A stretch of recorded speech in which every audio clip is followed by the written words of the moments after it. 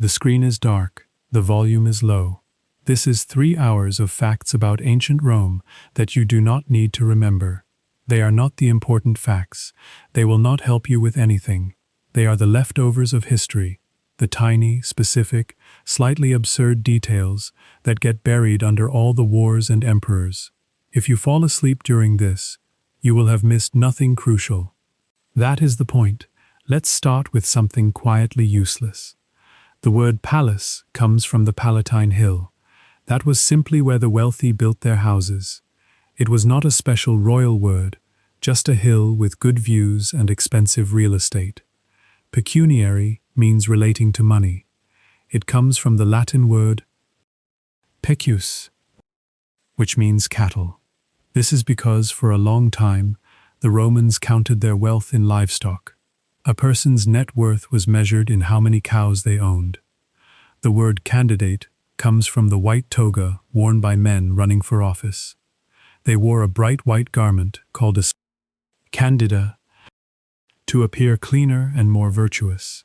It was essentially an ancient marketing trick, making them look better than their opponents.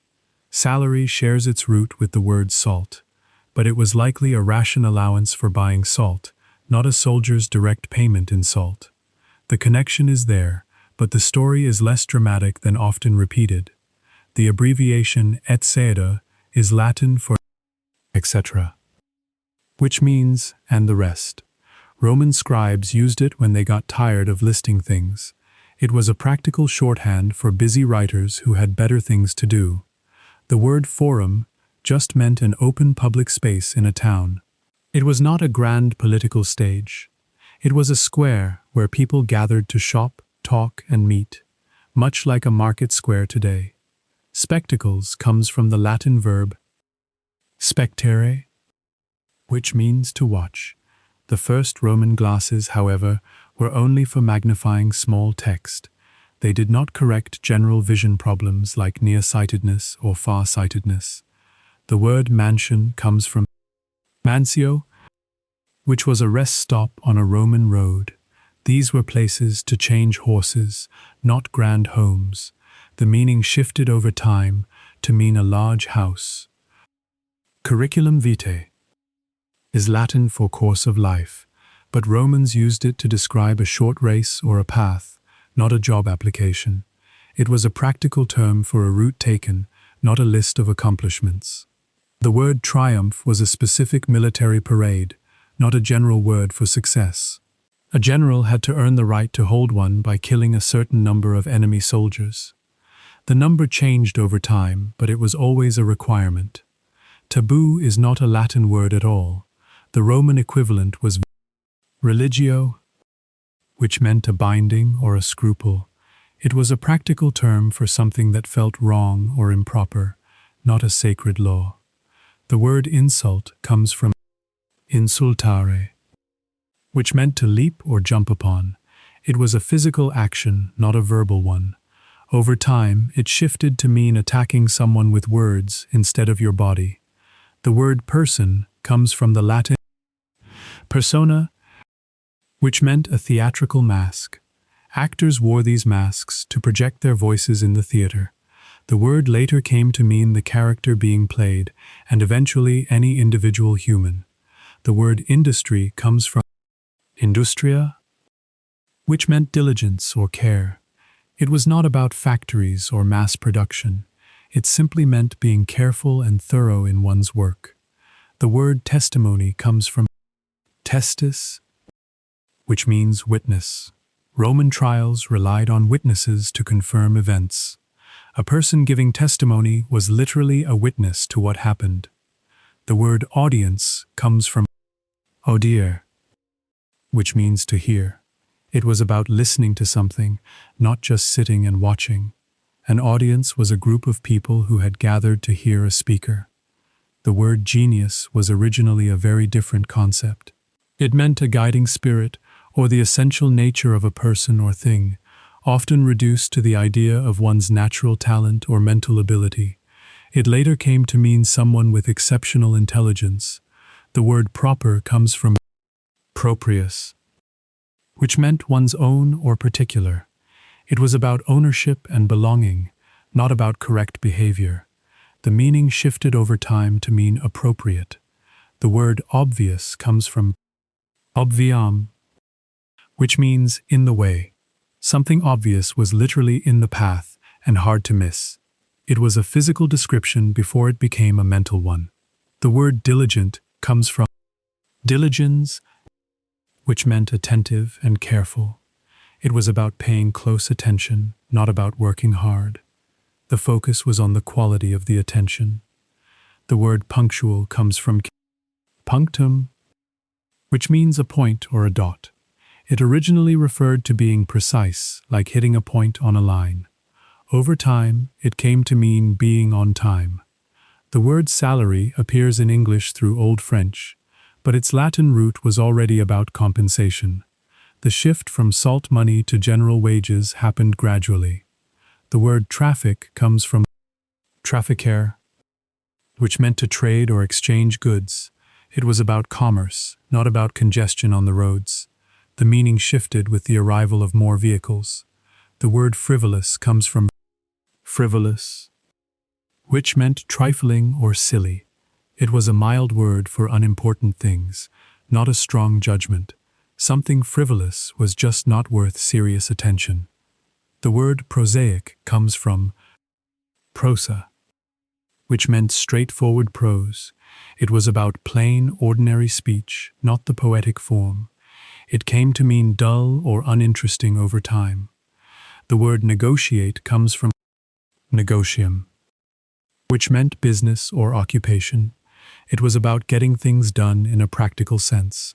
The meaning narrowed to talking out agreements later. The word compel comes from compellere, which means to drive together. It was about gathering or forcing things to come together. It became about forcing people to do things. The word obstacle comes from obstare, which means to stand in the way. Something blocking the path was an obstacle, literally standing against you. The physical meaning came before the metaphorical one. The word transparent comes from trans, through, and parere, appear. It was about things you could see through, physically. The meaning of being open or honest came much later. The word document comes from docer, which means to teach. A document was originally a lesson or a piece of evidence that taught something. It was about providing information. The word inventory comes from inventarium, which was a list of things found. It was about discovering and cataloging what you had. The practical purpose was keeping track of goods. The word prospect comes from prospicer, which means to look forward. It was about seeing ahead, both literally and in time. A prospect was something you could look toward. The word commerce comes from commercium, which meant trade in goods. It was about the practical exchange of products. The larger idea of business came from this simple starting point. The word refuge comes from refugere, which means to flee back.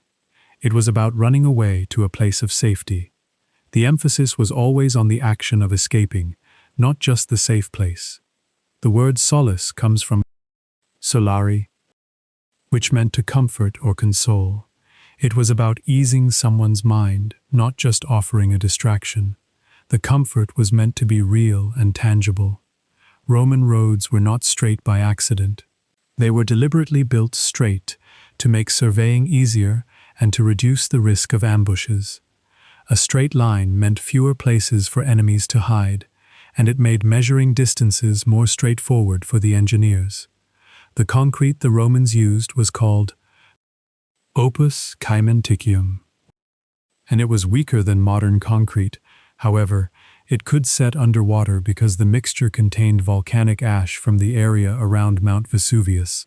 This ash reacted with lime and water in a way that created a remarkably stable, hard material that has lasted for millennia. The Cloaca Maxima was Rome's great sewer, and it still drains some rainwater from the city today. It was originally an open ditch that was gradually covered over and improved over time. The name means greatest sewer, and it was one of the earliest sanitation systems in the world.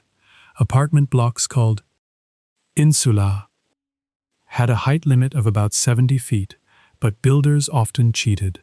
They would add extra floors or use thinner walls to squeeze in more units. This created dangerous structures that sometimes collapsed, much to the concern of the authorities. Public fountains were the main source of water for most people. Private plumbing was a luxury that only the wealthy could afford. The average Roman would walk to the nearest fountain to fill their jugs, which made water a daily errand rather than a convenience. The stone mile markers, called milestones, were not all exactly 1 mile apart. Surveyors adjusted the distances based on terrain and existing landmarks. So the mile was a rough measurement, not a precise one, and travelers had to account for these variations. The forum was paved with slabs of basalt that wore smooth over time. The constant traffic of feet, carts, and animals gradually polished the stone to a shine.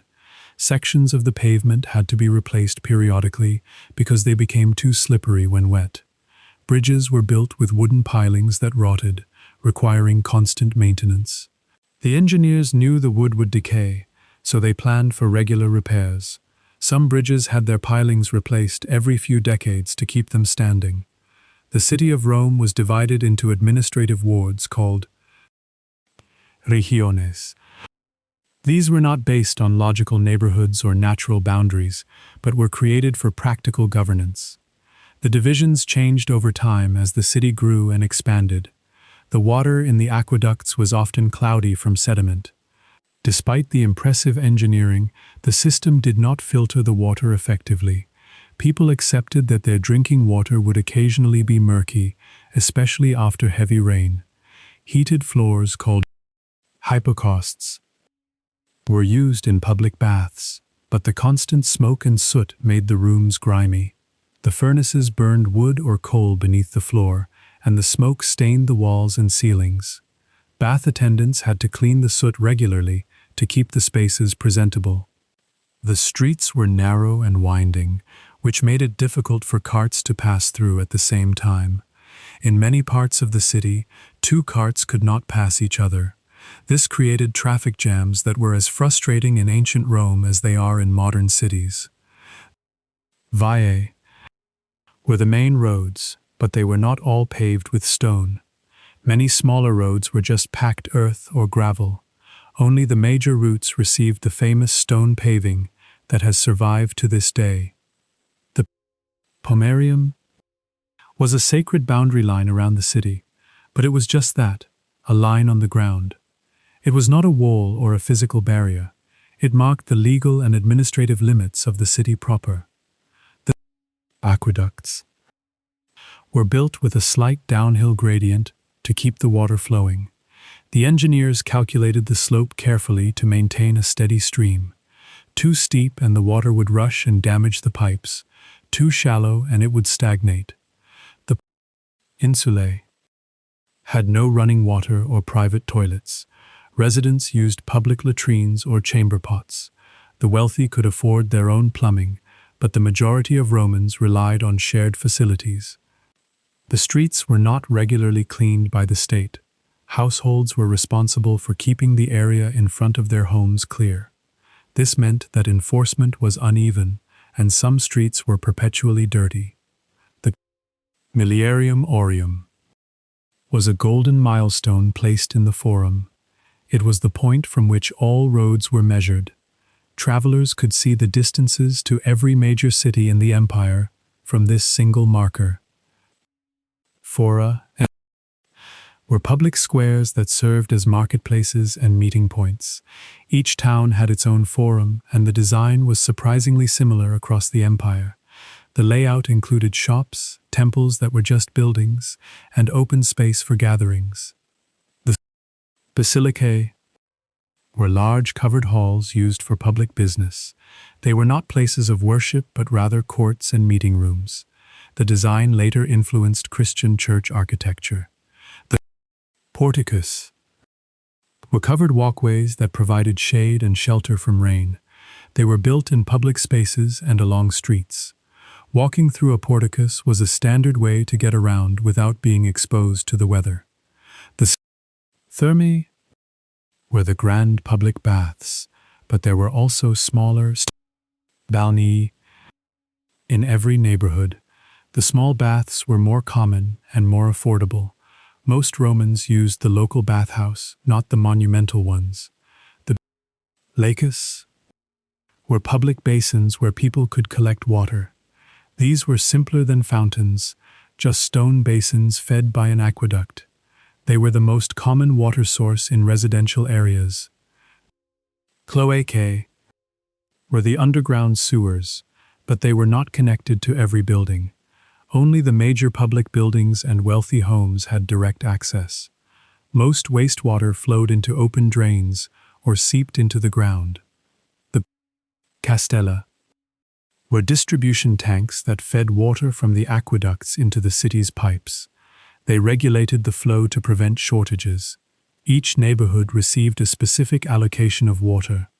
The fistulae were the lead pipes that carried water, but they were expensive to install. Only the wealthy could afford to connect their homes directly. The lead was a health hazard, though the Romans were not aware of this danger. The milestones along the roads were not just for distance. They also included information about who built the road and when. Travelers could see the name of the emperor who constructed the route. The pontes were bridges, but they were not always stone. Wooden bridges were common, especially over smaller rivers. They required constant repair and were often washed away in floods. Tunnels were a rarity because the Romans preferred to go over or around obstacles. Digging tunnels was expensive and slow, so it was used only when necessary. The road surfaces had multiple layers, including a foundation of large stones, a middle layer of gravel, and a top layer of paving stones. This layered construction made the roads durable and able to withstand heavy traffic. The itineraries were guidebooks for travelers that listed distances and stops along the roads. They were practical documents used by merchants and officials. Finding your way across the empire was easier with one of these guides. Vehiculatio was the Roman transport system, but it was slow and expensive. Moving goods overland was costly, so most trade was done by sea. The roads were more for military and official use than for commerce. The mansiones were the rest stops on the roads where travelers could change horses and get food. These were spaced about a day's journey apart. They were the precursors to the modern motel or inn. The staple food for most Romans was not bread, but a porridge called pulse. This was made from boiled grains, often spelt or emmer wheat, and it was eaten more frequently than bread until the later empire. The porridge was thick and filling, usually flavored with a bit of salt or herbs. They used a fermented fish sauce called garum as a condiment for nearly everything. It was not a luxury product, but a cheap, everyday seasoning made from fish parts and salt left to ferment in the sun. The sauce was pungent and salty, adding flavor to otherwise bland dishes. The main meal of the day was the cena, and it was eaten around midday, not in the evening as we do today. Romans typically ate a light breakfast and a small dinner later, with the cena being the largest meal. This schedule shifted over time, but remained the standard for centuries. Meat was a luxury for most city dwellers, so they ate more legumes, lentils, and chickpeas. These were cheap, filling, and easy to store. The average Roman got most of their protein from beans and grains, not from animals. Olive oil was used for cooking, lighting, and as a skin cleanser, not just for food. It was a versatile product that served multiple purposes in daily life. A household would go through a significant amount of oil each month. They had a type of bread that was leavened with sourdough starter, a method that predates them. The Romans did not invent sourdough. They inherited the technique from earlier cultures. The bread was dense and heavy, not the light, fluffy bread we are used to today. Most people used a spoon or their fingers to eat. Forks were for cooking, not for dining. The fork was not a common eating utensil until much later in history. Romans ate with their hands, using bread or a spoon to scoop up their food. They ate with their hands and used a cloth called a mappa to wipe them, not a napkin. These cloths were practical and reusable. Wiping hands on one's tunic was considered impolite, so a mappa was a necessary part of the meal. Vegetables like cabbage, turnips, and leeks were common, but they were often boiled into a soft, unappealing mush. Fresh, crisp vegetables were less common because they spoiled quickly. Boiling was a reliable way to cook them and make them edible. Honey was their main sweetener, as sugar was an imported and expensive rarity. The Romans used honey in cooking, baking, and as a preservative. It was the primary way to add sweetness to any dish. They drank wine that was often mixed with water, herbs, and resin, which would taste strange to modern palates. The wine was thick and syrupy, and it was diluted to make it drinkable. The herbs and resin added flavor and acted as preservatives. Cheese was a common protein source, usually made from goat or sheep milk, and it was often hard and salty. It was a practical food that kept well without refrigeration. Cheese was eaten as a snack or added to other dishes. The hanis was the most common type of bread, but it was not the fluffy loaf we know. It was dense, dark, and made from coarse flour. The quality varied widely depending on the baker and the ingredients. They ate fruit like apples, pears, and figs when they were in season. Dried fruit was more common because it could be stored. Fresh fruit was a treat that was only available at certain times of the year. They used herbs like mint, thyme, and oregano to flavor their food. These were grown in small kitchen gardens or foraged from the wild. Herbs were a cheap and easy way to add variety to meals. The mulsum was a drink made from wine and honey, a sweet and warming beverage. It was often served before a meal as an appetizer. The drink was considered a luxury, but it was not as expensive as pure wine. They ate eggs from chickens, ducks, and geese, cooked in a variety of ways. Eggs were a common breakfast food and were often boiled or fried. They were cheap and accessible for most people. Pultes were a range of porridges and gruels made from different grains and flavorings. These were the everyday meals of the common people. The recipes varied by region and availability. They used fish sauce more than salt because it added depth of flavor. Salt was still used for preservation, but garum was the preferred seasoning. The fish sauce was a staple in Roman cooking. They ate their meals while reclining on couches, but this was only for the wealthy. The poor ate sitting on stools or on the ground. The posture depended entirely on one's social status. The glorarium was a jar used to fatten dormice for eating, but this was a rare delicacy. Most people never ate dormice because they were too expensive. The practice was more of a curiosity than a common food. They used lentils and chickpeas to make a thick, hearty soup. This was a staple of the poor diet. It was nutritious, cheap, and easy to prepare. They ate their food with their hands, using bread as a utensil. The bread would be torn into pieces and used to scoop up sauces and stews. This practice was common among all classes. The moretum was a kind of cheese and herb spread, eaten with bread. It was a simple, everyday dish that could be made quickly. The recipe varied by household. They used onions and garlic liberally, both for flavor and for their perceived health benefits. These were cheap and readily available. They added strong flavor to otherwise bland dishes. They ate their food hot, but the cooking was done over an open fire or in a simple clay oven. These were not the modern stoves we are used to. Cooking was a time-consuming process. The pulse was eaten with a spoon, but the spoon was often made of wood. Metal spoons were a luxury. The wooden spoon was practical and disposable. They used vinegar as a preservative and a flavoring. It was cheap and widely available. Vinegar was added to many dishes for a sour kick. The posca was a drink of water mixed with vinegar, often drunk by soldiers. It was a cheap and refreshing beverage. The vinegar was believed to have health benefits. They used nuts like almonds and walnuts in cooking and as snacks. Nuts were a good source of protein and fat. They were often roasted or eaten raw. The farinata was a pancake made from chickpea flour, a simple and filling food. It was cooked over a fire and eaten hot. This dish was common in the regions where chickpeas grew. They ate their meals with their fingers, using a bowl or a plate, but the plate was often just a piece of bread. The bread would soak up the juices and be eaten at the end. This was a practical way to enjoy a meal without washing many dishes.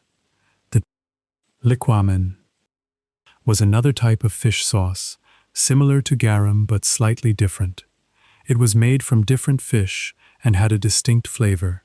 Both were used in cooking across the empire. The city of Rome in 100 AD had a population of roughly 1 million people. This made it one of the first million-person cities in the history of the world. The sheer density of people created enormous challenges for housing, food supply, and sanitation that the Romans had to solve. The Aurelian Wall, built later in the empire, was about 12 miles long. It encircled roughly 5.3 square miles of the city.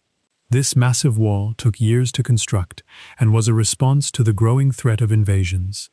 The Colosseum could hold between 50,000 and 80,000 spectators, depending on the event.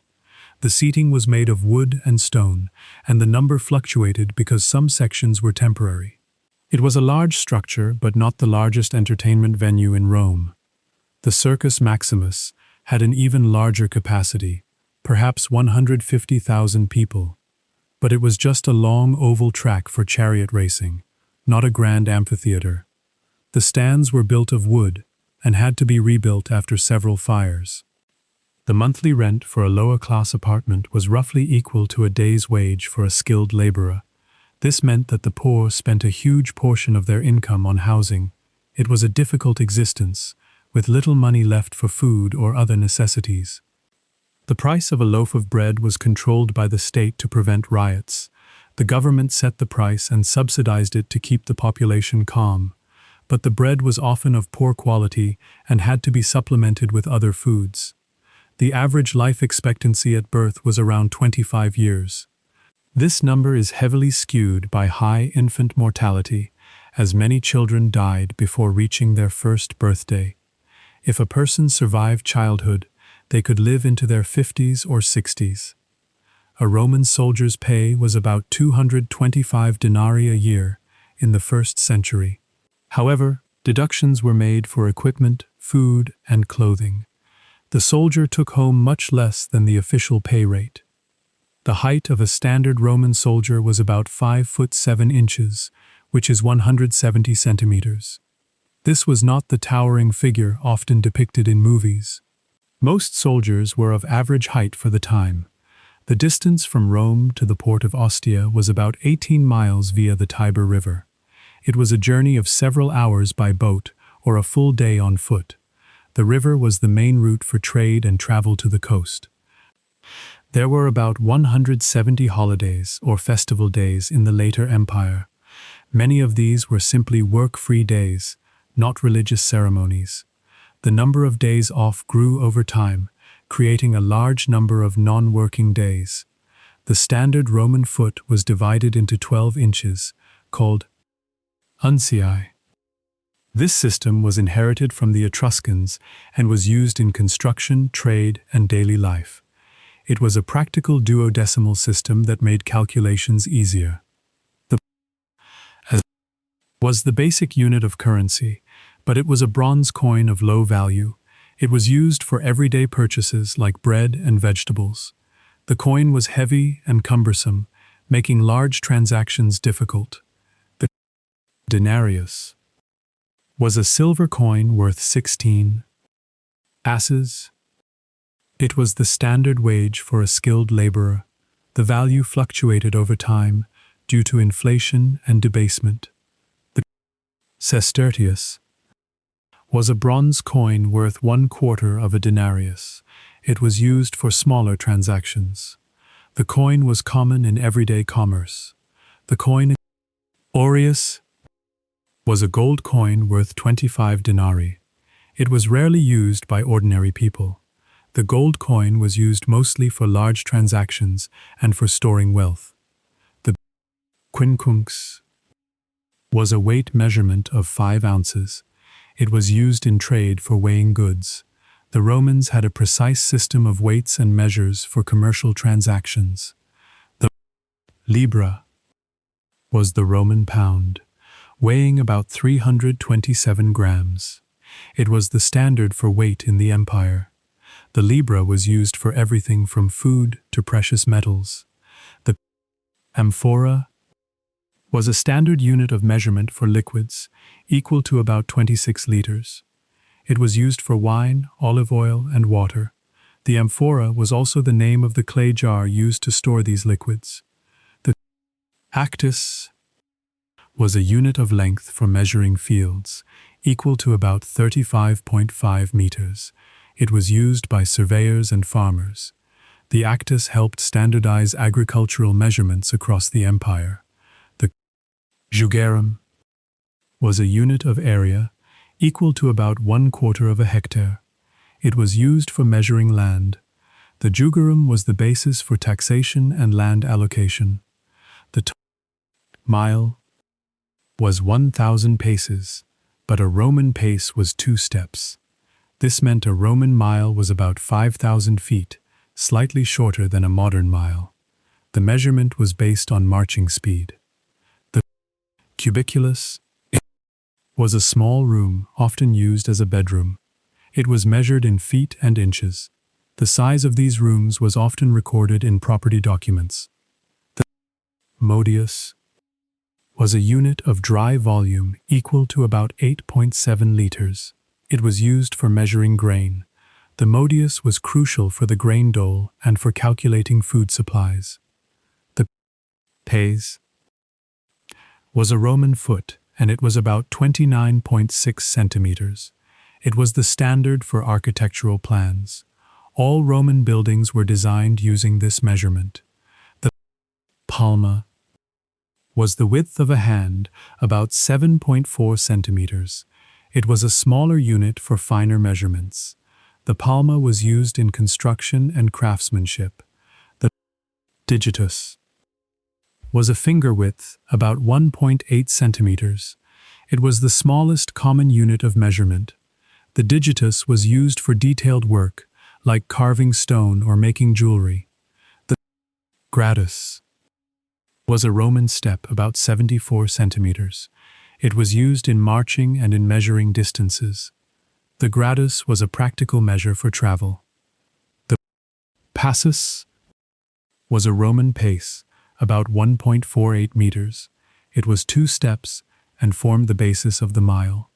The passus was a standard measurement for Roman soldiers. The stadium was about 185 meters, inherited from Greek measurements. It was used for describing distances in athletics. The stadium was not a common everyday measure. The loga was about 2.2 kilometers, equivalent to 1.5 Roman miles. It was used in Gaul and other provinces. The loga was a regional measurement that varied by location. The scripulum was a tiny unit of weight, about 1 gram.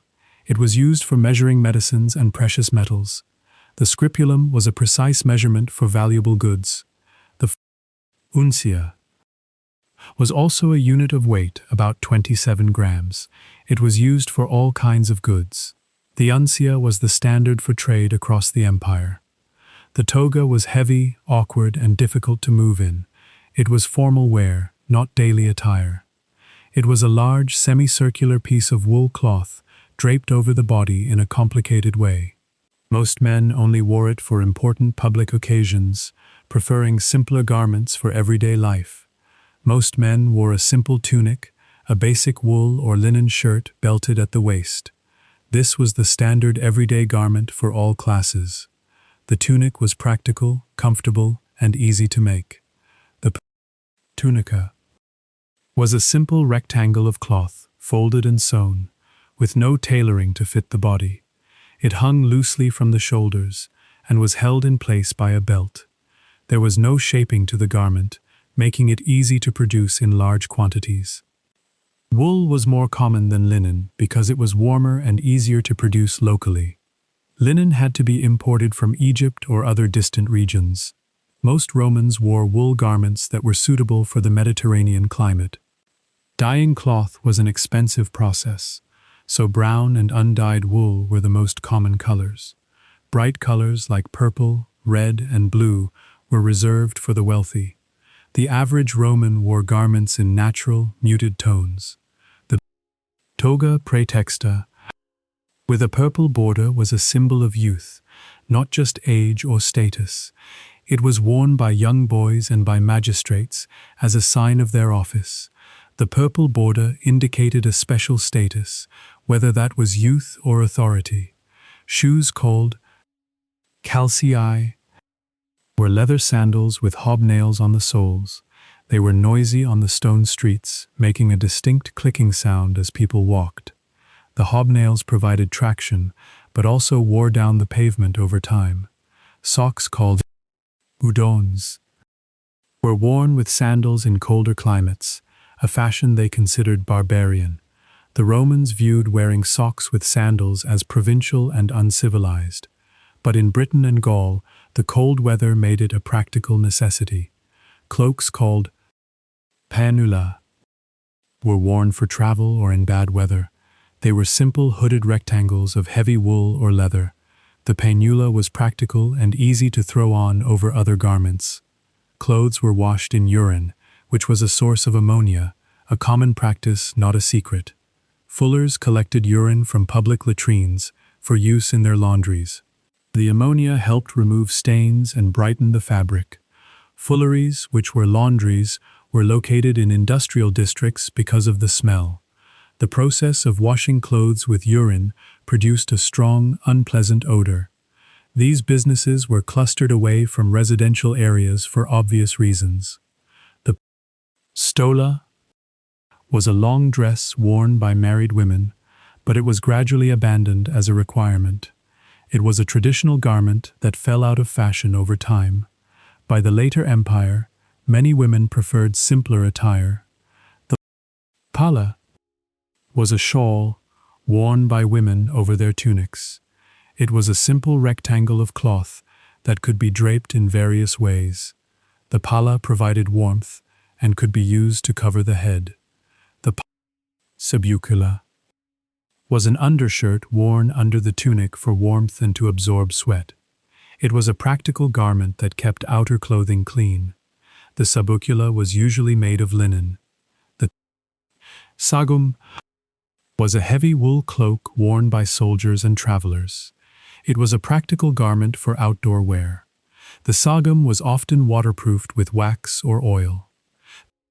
Lacerna was a cloak similar to the penula, but often made of finer material. It was worn for special occasions or by the wealthy. The lacerna could be decorated with embroidery or trim.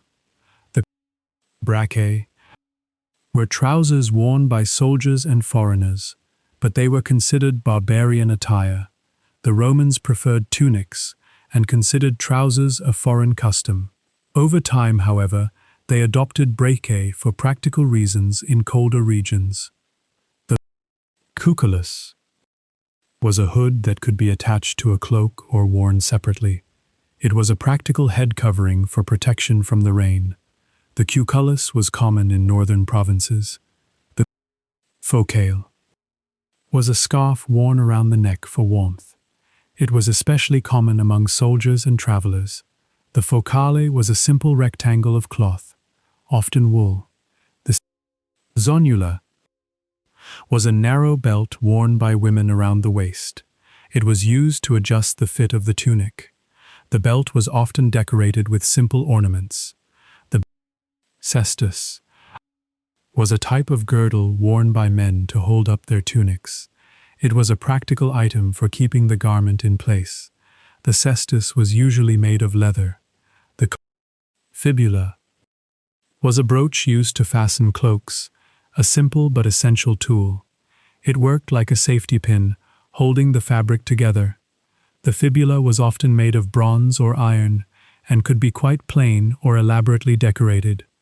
The perons were thick-soled boots worn by travelers and soldiers. They were more durable than ordinary sandals. The perones were practical for long marches or rough terrain. The crepidae were simple sandals worn indoors or in warm weather. They were the most common footwear for everyday use. The sandals were easy to put on and take off. The soliae were indoor sandals, similar to slippers. They were worn only inside the house. The soliae were practical for keeping feet clean indoors. The caligae were heavy sandals worn by soldiers, with thick soles and hobnails. They were designed for long marches and rough terrain. The caligae were sturdy and durable. The caligae toga virilis was the plain white toga worn by adult men. It was a symbol of citizenship and maturity. The toga virilis was the standard formal dress for Roman men. The toga candida was the bright white toga worn by candidates for political office. It was specially whitened with chalk to make it shine. This was a political statement, not a fashion choice. The toga pulla was a dark-colored toga worn in times of mourning. It was a somber garment for serious occasions. The toga pulla was a way to signal grief or distress. The toga picta was a purple and gold toga worn during triumphs. It was a ceremonial garment for the most important victories. The toga picta was rarely worn and was a symbol of ultimate military success.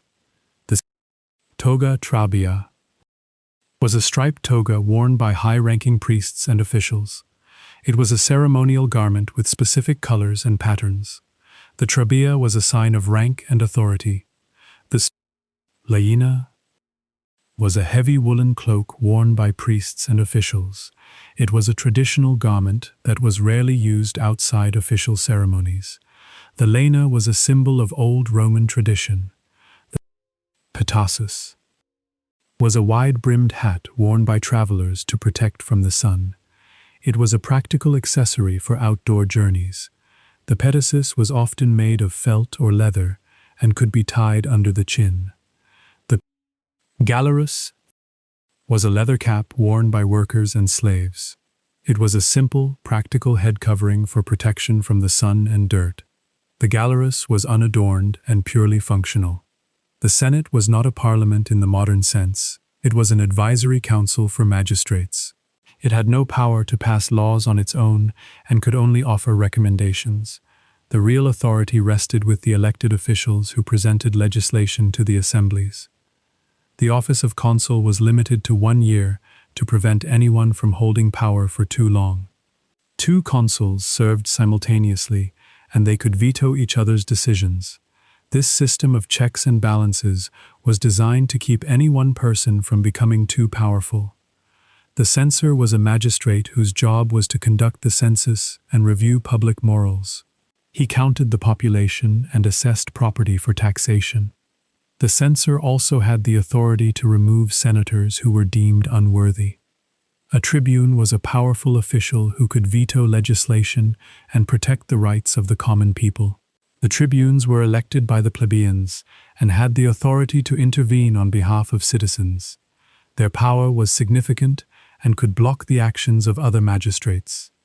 The quaestor was a financial administrator, often tasked with managing the treasury and public funds.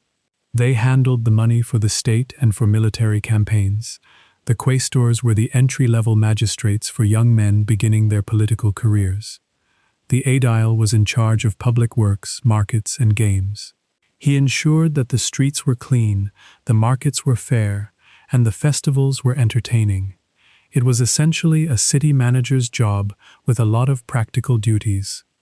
The praetor was a judge who also had the power to lead an army in the consul's absence. He handled legal cases and could also command a legion if needed. The praetor's role was a blend of judicial and military authority. The Pompa Circensis was the ceremonial parade that started the games, but it was a civic event, not a religious procession. It was a display of wealth, status, and public order. The parade was an important part of the entertainment calendar. The praefectus urbi, or urban prefect, commanded the city watch and was a kind of governor for the capital. He maintained order in Rome and had authority over the night watch.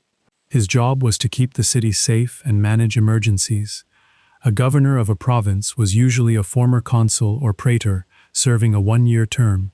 He was responsible for maintaining order, collecting taxes, and commanding the legions in his province. The governor had significant power, but was subject to oversight from the Senate. The alphabet of Roman administration was Latin, but Greek was used in the East for official records. The empire was bilingual in practice, with Greek serving as the language of learning and administration in the eastern provinces. This dual-language system was practical for governing such a vast territory. The tabularii were couriers who carried official messages, but they were often delayed by weather or road conditions. These couriers were the backbone of government communication, yet they frequently encountered obstacles. A message that was supposed to take days could take weeks. The comitia were the popular assemblies where citizens voted on laws and elected magistrates. These gatherings were an essential part of the Roman political system. The assemblies met in the Forum, or on the Campus Martius. The Concilium Plebis was the assembly of the plebeians, which could pass laws that applied only to the plebeian class. Over time, these laws became binding on all Romans. The council was a powerful tool for the common people. The rogatio was a proposed law presented to the assemblies for a vote. It was drafted by a magistrate and could be debated and amended. The rogatio was the foundation of Roman legislation. The senatus consultum was a decree of the Senate, but it was technically only advice. In practice, however, these decrees were almost always followed. The advice of the Senate carried significant weight. The edictum was a proclamation issued by a magistrate, often a praetor or governor. It set out the rules and policies for his term of office. The edict had the force of law during that magistrate's tenure. The provincia was originally a task or responsibility, but it came to mean a territorial administrative district. Each province was governed by a Roman official. The provinces were the administrative units of the empire. The tributum was a direct tax levied on citizens, used to fund the military and public works. It was a burden on the population, but was necessary for the functioning of the state. The tax system was complex and varied across different regions. The vectigalia were indirect taxes on trade, customs, and market transactions. These taxes were collected by private contractors called publicani. The system was prone to corruption and inefficiency. The publicani were private tax collectors who bid for the right to collect taxes in a province. They were often despised for their greed and exploitation. The publicani were a necessary evil in the Roman tax system. The aerarium was the public treasury, managed by the quaestors. It was located in the Temple of Saturn in the Forum. The treasury held the state's funds and was used to pay for government expenses. The fiscus was the emperor's private treasury, distinct from the public aerarium. The emperor used this money for his own expenses and for gifts to supporters. The distinction between public and private funds was often blurred. The princeps was the title used by early emperors, meaning first citizen. It was a modest title that disguised the emperor's real power. The princeps was technically just a leading senator. The imperium was the power to command the military and enforce the law. It was granted to magistrates and provincial governors. The imperium was the foundation of political and military authority in Rome. The potestas was the legal authority to act in public office. It was held by all magistrates, but the extent varied by office. The potestas was the authority to make decisions and issue orders. The maestas was the concept of the state's dignity and authority, and crimes against it were treason. This was a serious offense that could carry the death penalty. The maestas was a legal concept central to maintaining order. The intercessio was the right to veto the actions of other magistrates. It was held by tribunes and consuls. The veto was a powerful check on executive power. The provocatio was the right of a citizen to appeal a death sentence to the People's Assembly. It was a protection against arbitrary execution. The provocatio was a fundamental right of Roman citizenship. The fasces were a bundle of rods with an axe, symbolizing the power of a magistrate. It was carried by lictors in front of the magistrate. The fasces were a symbol of authority and justice. The lictors were attendants who carried the fasces and cleared the way for the magistrate. They were a visible sign of the magistrate's power. The number of lictors varied by office, with 12 for a consul. The curia was the meeting house of the Senate, located in the Forum. It was a simple, functional building where the senators gathered. The curia was rebuilt several times over the centuries. The comitium was the open space in the Forum, where the popular assemblies met. It was a gathering place for the citizens. The comitium was the center of Roman political life for centuries. A legionnaire carried about 50 to 60 pounds of equipment on the march, including tools for building camps. This was not just weapons and armor, but also heavy digging implements and stakes. The weight was substantial, but the soldiers were conditioned to carry it over long distances. They would march about 20 miles a day, not at a forced pace, but at a steady, measured speed, known as the military step. This was a manageable distance that could be maintained day after day. The army moved with deliberate consistency, covering ground without exhausting the men. Each legion built a fortified camp every night, a practice so standard it became routine. The camp was a second home to the soldier, with ramparts serving as city walls and tents as houses. This nightly ritual provided safety and order at the end of each day's march. The camp was always laid out in a square with a grid pattern, regardless of the terrain. This uniformity made it easy to organize and defend. The layout was the same whether the army was in Gaul or in the deserts of North Africa.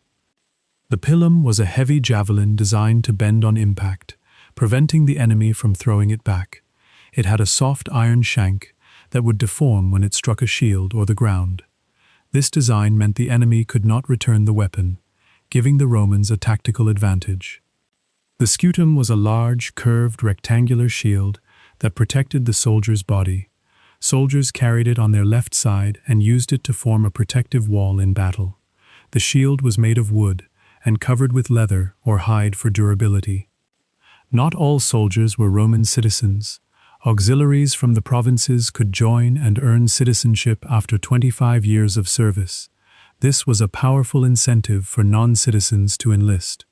After a quarter century of service, they were granted the rights and privileges of Roman citizens. The legions had doctors called medici who treated injuries and diseases, often with herbal remedies. They were trained professionals who used plants like yarrow to staunch bleeding and chamomile to clean wounds. The army's medical system was advanced for its time. Soldiers were paid 3 times a year, not monthly, and they had deductions made for equipment, food, and clothing. This meant they took home less than their official pay. The deductions were automatic, and the soldiers had little control over them. A military unit would have a standard bearer, or signifer, whose job was to carry the unit's emblem.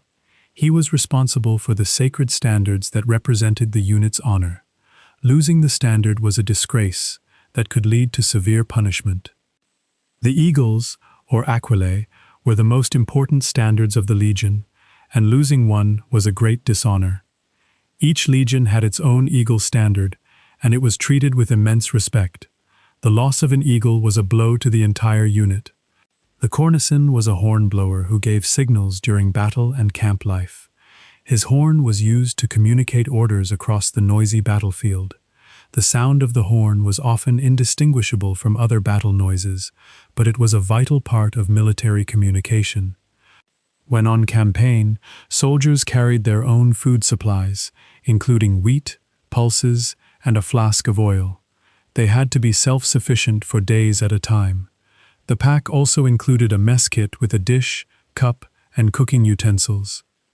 Each group of 8 soldiers was assigned a mule to carry heavy equipment like the mill, oven, and tents. This made the soldiers' load lighter but still required them to carry their personal weapons and gear. The mules were essential for the logistics of the army. They used a carrying pole called a furka to transport their belongings over their shoulders. This was a forked wooden pole to which they tied their cloak, tools, and rations. The furka allowed them to carry a large amount of gear while keeping their hands free. The soldiers wore a sagum, a heavy wool cloak that was practical for the cold and rain. This was their main outer garment on the march. It could also be used as a blanket at night. They trained with wooden weapons that were twice as heavy as their real swords and javelins.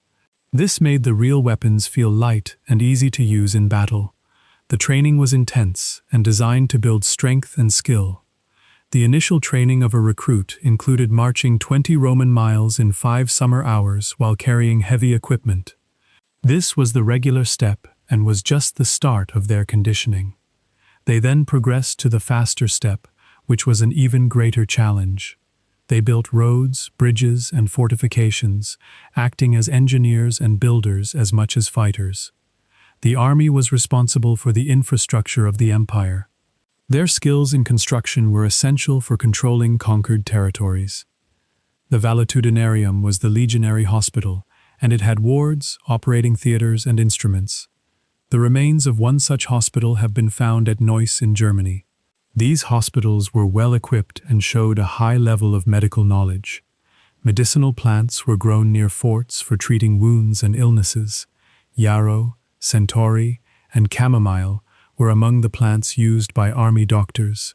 These herbs were essential for the medical care of the soldiers. Soldiers carried a leather satchel called a loculus for personal items like letters, money, and hygiene tools. This was a small bag they kept with them at all times. It contained their most important personal possessions. A sponge on a stick was used for personal hygiene in communal latrines. The sponge was dipped in a water channel and used for cleaning. It was then rinsed and left for the next soldier, a practice that was efficient but not particularly hygienic. They played board games in their spare time, including a game called Nine Men's Morris. This was a simple game that could be played on a carved board with small pebbles. It passed the hours during long winter nights in the forts. The pack a soldier carried was nicknamed Marius's Mule, after the general who reformed the army. The soldiers were made to carry more equipment than before, making them as sturdy as mules. The name reflected the heavy burden they bore. They used shovels, picks, and turf cutters for building roads and camps. These were squad tools, with different items carried by different soldiers. The tools were shared among the group to reduce the weight for each individual. The groma was a surveying tool used by legionaries to lay out roads and camps. It was a simple device for measuring right angles. The surveyors used it to ensure the camps and roads were built to the correct specifications. Cooking was done over open fires using a simple pot or pan. The soldiers prepared their own meals when on campaign. Their diet consisted mainly of grain, vegetables, cheese, and bacon fat. Beer was a common drink in some regions, but wine was the standard beverage for Roman soldiers. In Britain, they drank Celtic beer, while in other provinces they drank wine. The drink varied by location and availability. They kept their personal belongings in a small leather purse within the loculus. This included coins, letters, and small keepsakes from home. The purse was a precious possession for a soldier far from his family. The barracks in permanent forts were grouped together, with each unit living in a block of rooms. These were basic accommodations for the soldiers. The design of the forts was standardized across the empire. The internal layout of a temporary camp was organized along straight lines, with areas for cooking, tents, and tools. Excavations of such camps have revealed rows of ovens used for cooking. These ovens were arranged in orderly patterns, reflecting the discipline of the army. They used a fibula brooch to fasten their cloaks, and these were often decorated in military styles. The brooch was a practical piece of equipment and a personal item. It was one of the few ways soldiers could express individuality within the uniform. Latrines were communal, and the soldiers used the same facilities regardless of rank. This was a practical and efficient system for maintaining hygiene. The facilities were basic but served their purpose in the camp. The soldiers' lives were dominated by routine and discipline, but there were moments of relaxation. They had time for games, writing letters, and socializing in the canabe outside the fort. These civilian settlements provided a taste of normal life for the soldiers.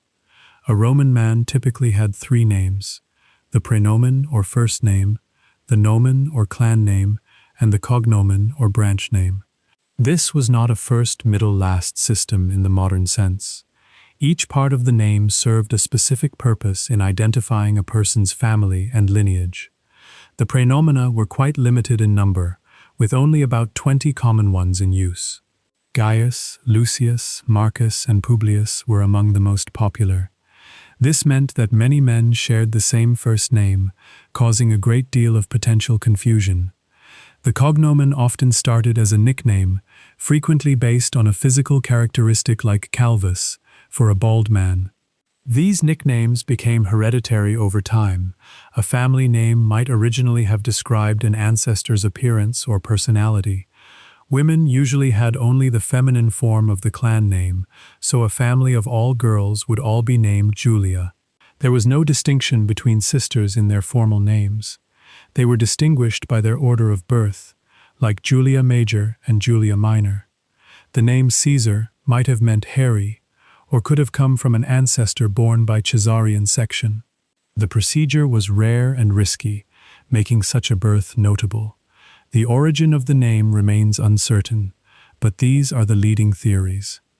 When a man was adopted, he would change his name and add the suffix Ioannis to his new family name. This indicated his adoption and his new family allegiance. The adopted son would also retain his original family name as a secondary identifier. Freedmen, or former slaves, often took the name of their former owner after they were freed. This was a way of showing continued loyalty to their former master. The freedman would adopt the owner's clan name as his own. The praenomen was often dropped in official documents for men, replaced by their nomen or cognomen. This made formal records less personal, but more standardized. The first name was considered less important in formal contexts. The signum was an additional personal nickname used among friends, like a secondary informal name. This was a way for close acquaintances to address each other. The signum was often a reference to a person's character or occupation. Pliny the Elder had a full name of Gaius Plinius Secundus, with Secundus meaning second, possibly indicating his birth order. He was the second son in his family. This naming convention was common for distinguishing siblings. The gentilicium, or clan name, identified a person's family line, which was key for inheritance and political rights. This name determined a person's social and legal status. Marriages and alliances were often arranged based on clan connections. Slaves had a single name, often a Greek one, chosen by their owner for convenience. They did not have the full 3-part name of a free citizen. This lack of a proper name was a sign of their servile status. The name Tullius was the clan name of the orator Cicero, and it was passed down through generations. His full name was Marcus Tullius Cicero. The clan name connected him to his family's history. The name Claudius was from an old patrician family, and it was associated with political power. This clan produced many consuls and emperors. The name carried a great deal of prestige and influence. The name Cornelius was another prominent clan name, common among the aristocracy. This family was one of the most distinguished in Rome. The Cornelii produced many senators and generals. The name Valerius was from an ancient and respected clan, known for their military achievements. The Valerii were among the founders of the Republic. Their name was a symbol of Roman tradition. The name Fabius was associated with a clan known for their cautious military strategies. This family produced several famous generals, including Fabius Maximus. The name became synonymous with patience and deliberation. The name Julius was from a noble clan that claimed descent from ancient kings. This family rose to prominence during the Republic. The name became famous through the dictator Julius Caesar.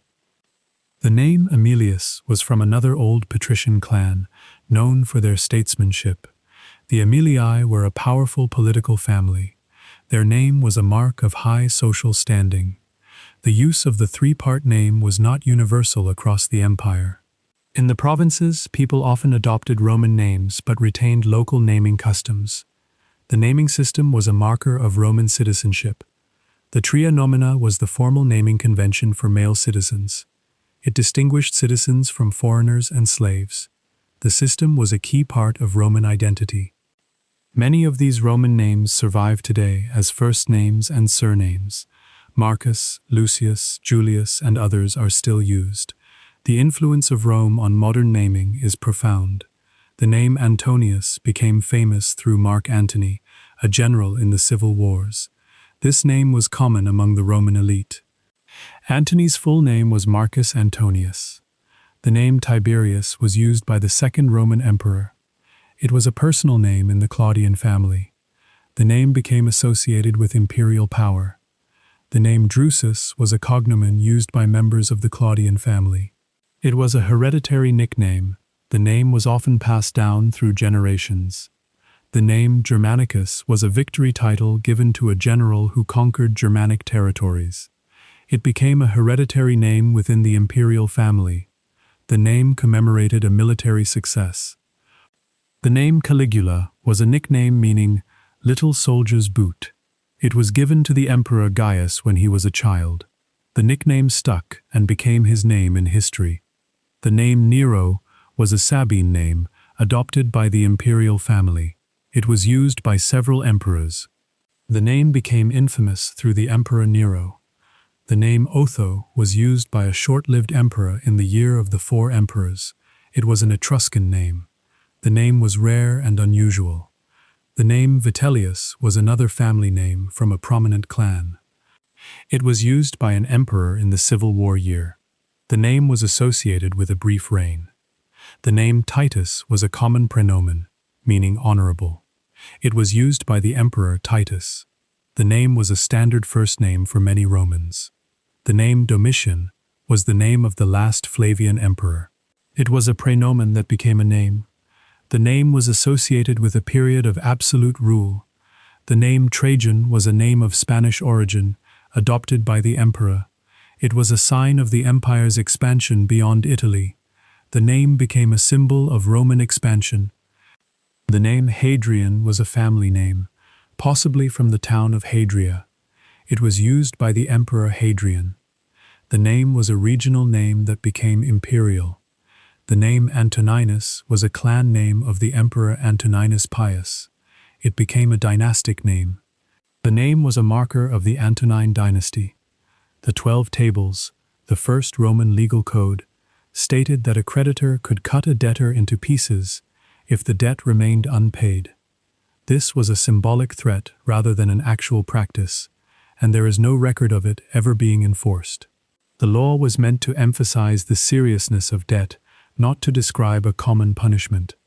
Women were under the permanent guardianship of a male relative, called tutela, even as adults. This guardianship was a legal requirement that limited a woman's ability to manage her own affairs. The system weakened over time, especially for women who had given birth to 3 children. A father, or pater familias, had absolute power over his children, including the right to sell them into slavery. This power was called patria potestas, and it was one of the most significant legal principles in Roman family law. The right was rarely exercised, but it remained a legal possibility for centuries. The age of marriage for girls was set at 12. though the age of puberty was considered 14. Doctors warned that early pregnancies could be dangerous for young girls, but the practice continued regardless. The law set a minimum age, not an ideal one. There was a law forbidding men from wearing silk because it was considered effeminate and a waste of money. The Emperor Tiberius enacted this restriction, arguing that silk was too luxurious and unmanly for Roman citizens. The law was largely ignored, and silk remained popular among the wealthy. The Lex Julia limited the amount of money that could be spent on banquets, in an effort to control excessive spending on food. Caesar enforced these sumptuary laws by stationing officers in the market to seize forbidden foods. The law was a way to curb the extravagant habits of the elite. It was legal to kill a slave if they were deemed useless or a danger, though this was frowned upon. The owner had absolute power over their slaves, and the law did not protect them from abuse. However, public opinion often condemned excessive cruelty. Criminal trials were public, and both the accuser and the accused were allowed to speak directly. This openness was a feature of Roman justice, though the system favored the wealthy. The public nature of the proceedings was meant to ensure fairness. A will had to be signed by 7 witnesses to be valid, creating a bureaucratic necessity for inheritance. The witnesses were required to be Roman citizens and were often called in at the last minute.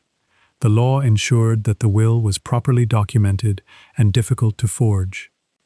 The ius civile applied only to Roman citizens, while the ius gentium applied to foreigners. This distinction was fundamental to Roman law and society. The laws for citizens were more detailed and offered greater protections.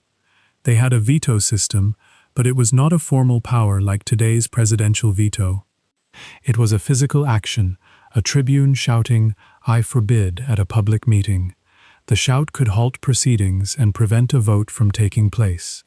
The penalty for a false accusation was the same as the punishment for the crime itself. If a person was found to have made a false claim of theft, they could face the same penalty as a thief. This was meant to discourage frivolous lawsuits. The Lex Oppia was a sumptuary law enacted in 215 BCE that limited women's display of wealth. It ruled that women could not wear more than half an ounce of gold, and that their tunics should not be of different colors. The law was repealed 20 years later after widespread protests. The Lex Fufia Caninia limited the number of slaves a master could free in his will. The maximum number depended on the total number of slaves owned. This law aimed to prevent the wholesale emancipation of slaves and the resulting social disruption. There was a law forbidding the burial of a pregnant woman before the child was extracted from the womb. This law considered it a crime to destroy the unborn child's chance of life. It was a practical regulation for protecting the unborn. The Lex Julia de Maritandis Ordinibus encouraged marriage among the upper classes and punished celibacy. Augustus enacted this law to boost the birth rate among the elite. Unmarried men over a certain age lost the right to inherit property. The Lex Julia de Adulteriis Coercendis criminalized adultery, making it a public offense rather than a private matter. Women convicted of adultery were banished to an island, and their property was confiscated. The law was part of Augustus's moral reforms. The Lex Cornelia de Falsis punished forgery, especially of wills and documents. This law was enacted to protect the integrity of legal records. Forgery was considered a serious crime that undermined trust in the legal system. The Lex Aquilia dealt with damage to property, specifically the wrongful injury of slaves and animals. It was a foundational piece of Roman tort law. The law established that the owner of a damaged property could claim compensation. The Lex Julia de Bonis Cadendis allowed a debtor to voluntarily surrender his property to creditors in place of imprisonment. This law provided a more humane alternative to the harsh penalties of earlier times. The debtor was not subject to personal execution but remained liable for any shortfall. The Lex Julia de Repetundis punished provincial governors for extortion and bribery. This law aimed to prevent governors from exploiting their provinces. The penalties were severe, including fines and exile. The lex de incestu forbade marriage between close relatives, including uncle-niece and aunt-nephew relationships. This law defined prohibited degrees of kinship and enforced strict boundaries for marriage. The law reflected a concern for preserving family honor. The Lex Pompeia de Parricidiis dealt with the crime of murdering a close relative. The law prescribed a specific punishment. The convicted person was sewn into a sack with a dog, a rooster, a viper, and an ape, then thrown into a river. The punishment was rare, but existed in the legal code. The Lex Julia Devi Privata addressed private violence, including the use of armed gangs. This law was intended to prevent the use of force in resolving private disputes. It made the use of violence a criminal offense. The Lex Julia Devi Publica covered public violence, including riots and rebellion. This law was more serious than private violence and could carry the death penalty. It was a tool for maintaining public order. The Lex Julia de Majestat defined the crime of treason, or majestas, as any act against the dignity and authority of the state. This broad definition meant that many actions could be interpreted as treason. The law was used to silence political opponents. The Lex Julia de Aleatoribus attempted to curb gambling, but was largely ineffective. The law allowed for fines, but it was rarely enforced. Gambling was a popular pastime that the authorities could not suppress. The Lex Julia de Ambitu dealt with electoral bribery, known as ambitus. It sought to prevent the buying of votes. The law was often circumvented by wealthy candidates. The Lex Julia de Annona regulated the grain supply and aimed to prevent profiteering. It set prices and controlled the distribution of grain. The law was essential for preventing food shortages. The Lex Julia de Collegiis restricted the formation of private associations and guilds. It required that all such groups receive approval from the Senate. The law was meant to prevent the formation of unauthorized political organizations. The Lex Julia Devi was a collection of laws that covered various forms of violence. It included regulations on carrying weapons and using force. The laws were a response to the growing violence in Rome. The Lex Aelia Sentia regulated the manumission of slaves and established the age limits for their freedom. It required that slaves be at least 30 years old and that their owners be at least 20. The law aimed to prevent the premature emancipation of young slaves. They used the water clock, called a clepsydra, to measure time in the courts, but it was often inaccurate because the water pressure changed. The flow rate varied depending on how full the container was. This meant that some speakers were given more time than others, depending on when they were scheduled. The day was divided into 12 hours of daylight and 12 hours of night, but these hours changed length with the seasons. A summer hour was much longer than a winter hour. This flexible system was practical for a society that relied on natural light. They knew the earth was spherical, a fact they inherited from Greek geometers like Eratosthenes and Ptolemy. The Romans accepted this knowledge without much debate. It was a scientific fact, not a matter of belief or speculation. The calendarium was the account book for debts due on the first of the month, which is the origin of our word calendar. This was a practical financial tool, not a religious or ceremonial document. The first of the month was simply the day when bills came due. The sundial was used during the day, but it was useless on cloudy days or at night. The Romans relied on the sun for timekeeping when it was visible. On overcast days, they had to estimate the time or use other less accurate methods. The Greek astronomer Hipparchus had already mapped the stars, and the Romans used his data for navigation. They did not produce their own comprehensive star charts, but relied on Greek work. This practical approach saved time and effort. The fasti were the official calendars that listed which days were legal for court or business. These were not religious documents but practical schedules for public life. The calendar determined when transactions could take place and when courts were in session. They had a 365-day year, with an extra day every 4 years, the same as our leap year. However, they miscalculated the leap years for a while, adding them too frequently. The error was eventually corrected by Augustus. The falling stars were thought to be atmospheric phenomena, not divine events. The Romans understood that these were natural occurrences, not omens. They were considered a normal part of the sky. The planets were called wandering stars, or planetes in Greek, a purely observational term. They noticed that some points of light move differently than the fixed stars. The term was descriptive and practical, not mystical. The Romans used the Greek concept of spheres to describe the universe, but as a mechanical model, not a spiritual one. They understood the universe as a series of nested spheres that carried the stars and planets. This was a scientific model, not a religious one. The gnomon was the part of a sundial that cast the shadow. Its angle had to be adjusted for each latitude. A sundial built for Rome would not work in Britain. This practical consideration was essential for accurate timekeeping. The horologium was the name for any timekeeping device, including water clocks and sundials. It was a general term for instruments that measured the hours. The word has survived in our word horology, the study of time. The solarium was a large public sundial in Rome, often used as a timepiece for the entire city. It was a prominent landmark that helped people organize their day. The sundial was a civic utility. The clepsydra worked by allowing water to drip from one container to another at a constant rate. The amount of water that had flowed out indicated the time. The design required careful calibration and regular adjustments. The polyplethron was a larger water clock that used a mechanism to move figures or indicate the time more precisely. It was a more sophisticated version of the basic clepsydra. These devices were rare and used mainly for public displays.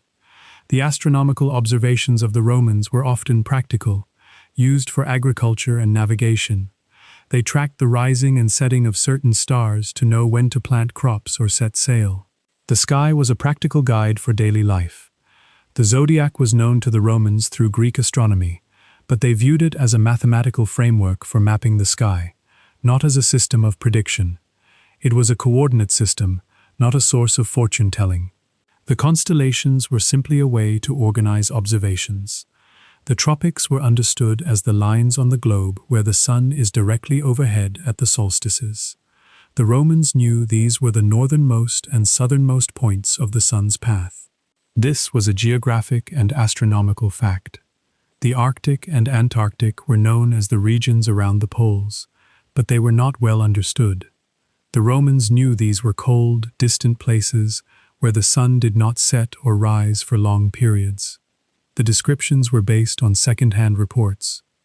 The equator was known as the line dividing the northern and southern hemispheres, and they understood it was where the days and nights were always equal.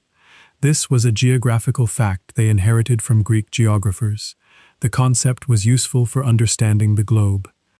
The meridian was the line of longitude passing through a given place, and it was used to determine local time. The Romans understood that the sun was at its highest at noon on the meridian. This was a practical concept for timekeeping. The latitude was known through the length of the longest day, which varied by location. They used this to calculate the position of places on the globe. This was a key concept in geography and navigation. The longitude was more difficult to calculate because it required accurate timekeeping, which was not available. The Romans knew about longitude, but could not measure it precisely. This limited the accuracy of their maps. The celestial sphere was a model of the sky, and the Romans understood it as the apparent dome above them. This was a practical way to visualize the positions of the stars. The sphere was used for mapping and navigation. The ecliptic was the path of the sun through the sky, and they knew it was tilted relative to the celestial equator. This was the reason for the changing seasons. The ecliptic was a fundamental concept in ancient astronomy. The solstice was understood as the point when the sun's path reached its northernmost or southernmost limit. The Romans observed this and marked it on their calendars. The solstices were practical markers for the changing seasons. The equinox was the point when the day and night were of equal length, and they marked these dates on their calendars. The equinoxes were also practical markers for the changing seasons. These dates were important for agriculture and timekeeping. The planet was a body that wandered across the sky in a predictable way, unlike the fixed stars. The Romans could track these bodies and predict their positions. This was an observational science, not a predictive one. The comets were observed and recorded as unusual phenomena, but they were not understood. They were seen as atmospheric events, not celestial bodies. The appearance of a comet was noted but not studied deeply. The meteors were thought to be atmospheric events, similar to lightning or thunder. The Romans did not see them as unusual or supernatural. They were just a part of the natural world. The ether was the supposed substance of the heavens, a purer element than the earthly ones. This was a philosophical concept from Greek thought, not a scientific observation. It was a way to explain why the stars were unchanging. The constellations were groups of stars, named after objects and animals, but they were just patterns for navigation. The Romans used these patterns to guide their ships across the sea. The names were descriptive, not symbolic. The word coin is generally understood to come from cuneus, meaning wedge. This refers to the wedge-shaped die that was used in the minting process to stamp images onto metal blanks. The connection is purely technical and industrial, rooted in the mechanics of how money was physically made. The word money is said to come from the temple of Juno Moneta in Rome, where the mint was located. However, moneta was simply a title meaning advisor or warner, not a reference to any particular divine power. The connection is an administrative one, linking the place of minting to the term we use for currency today. The word mile is derived from mil passus, which means 1,000 paces. This was a practical military measurement based on the standardized steps of marching soldiers. The English word mile has no romantic or mythological roots. It is a direct carryover from a military unit of distance. The word inch, uncia, was a 12th part of a foot. This is because the Romans used a duodecimal system, dividing units into twelfths for practical calculations. The word is a direct, arithmetical label, not a measure influenced by any other cultural or metaphysical source. The words major and minor come directly from the Latin for greater and lesser.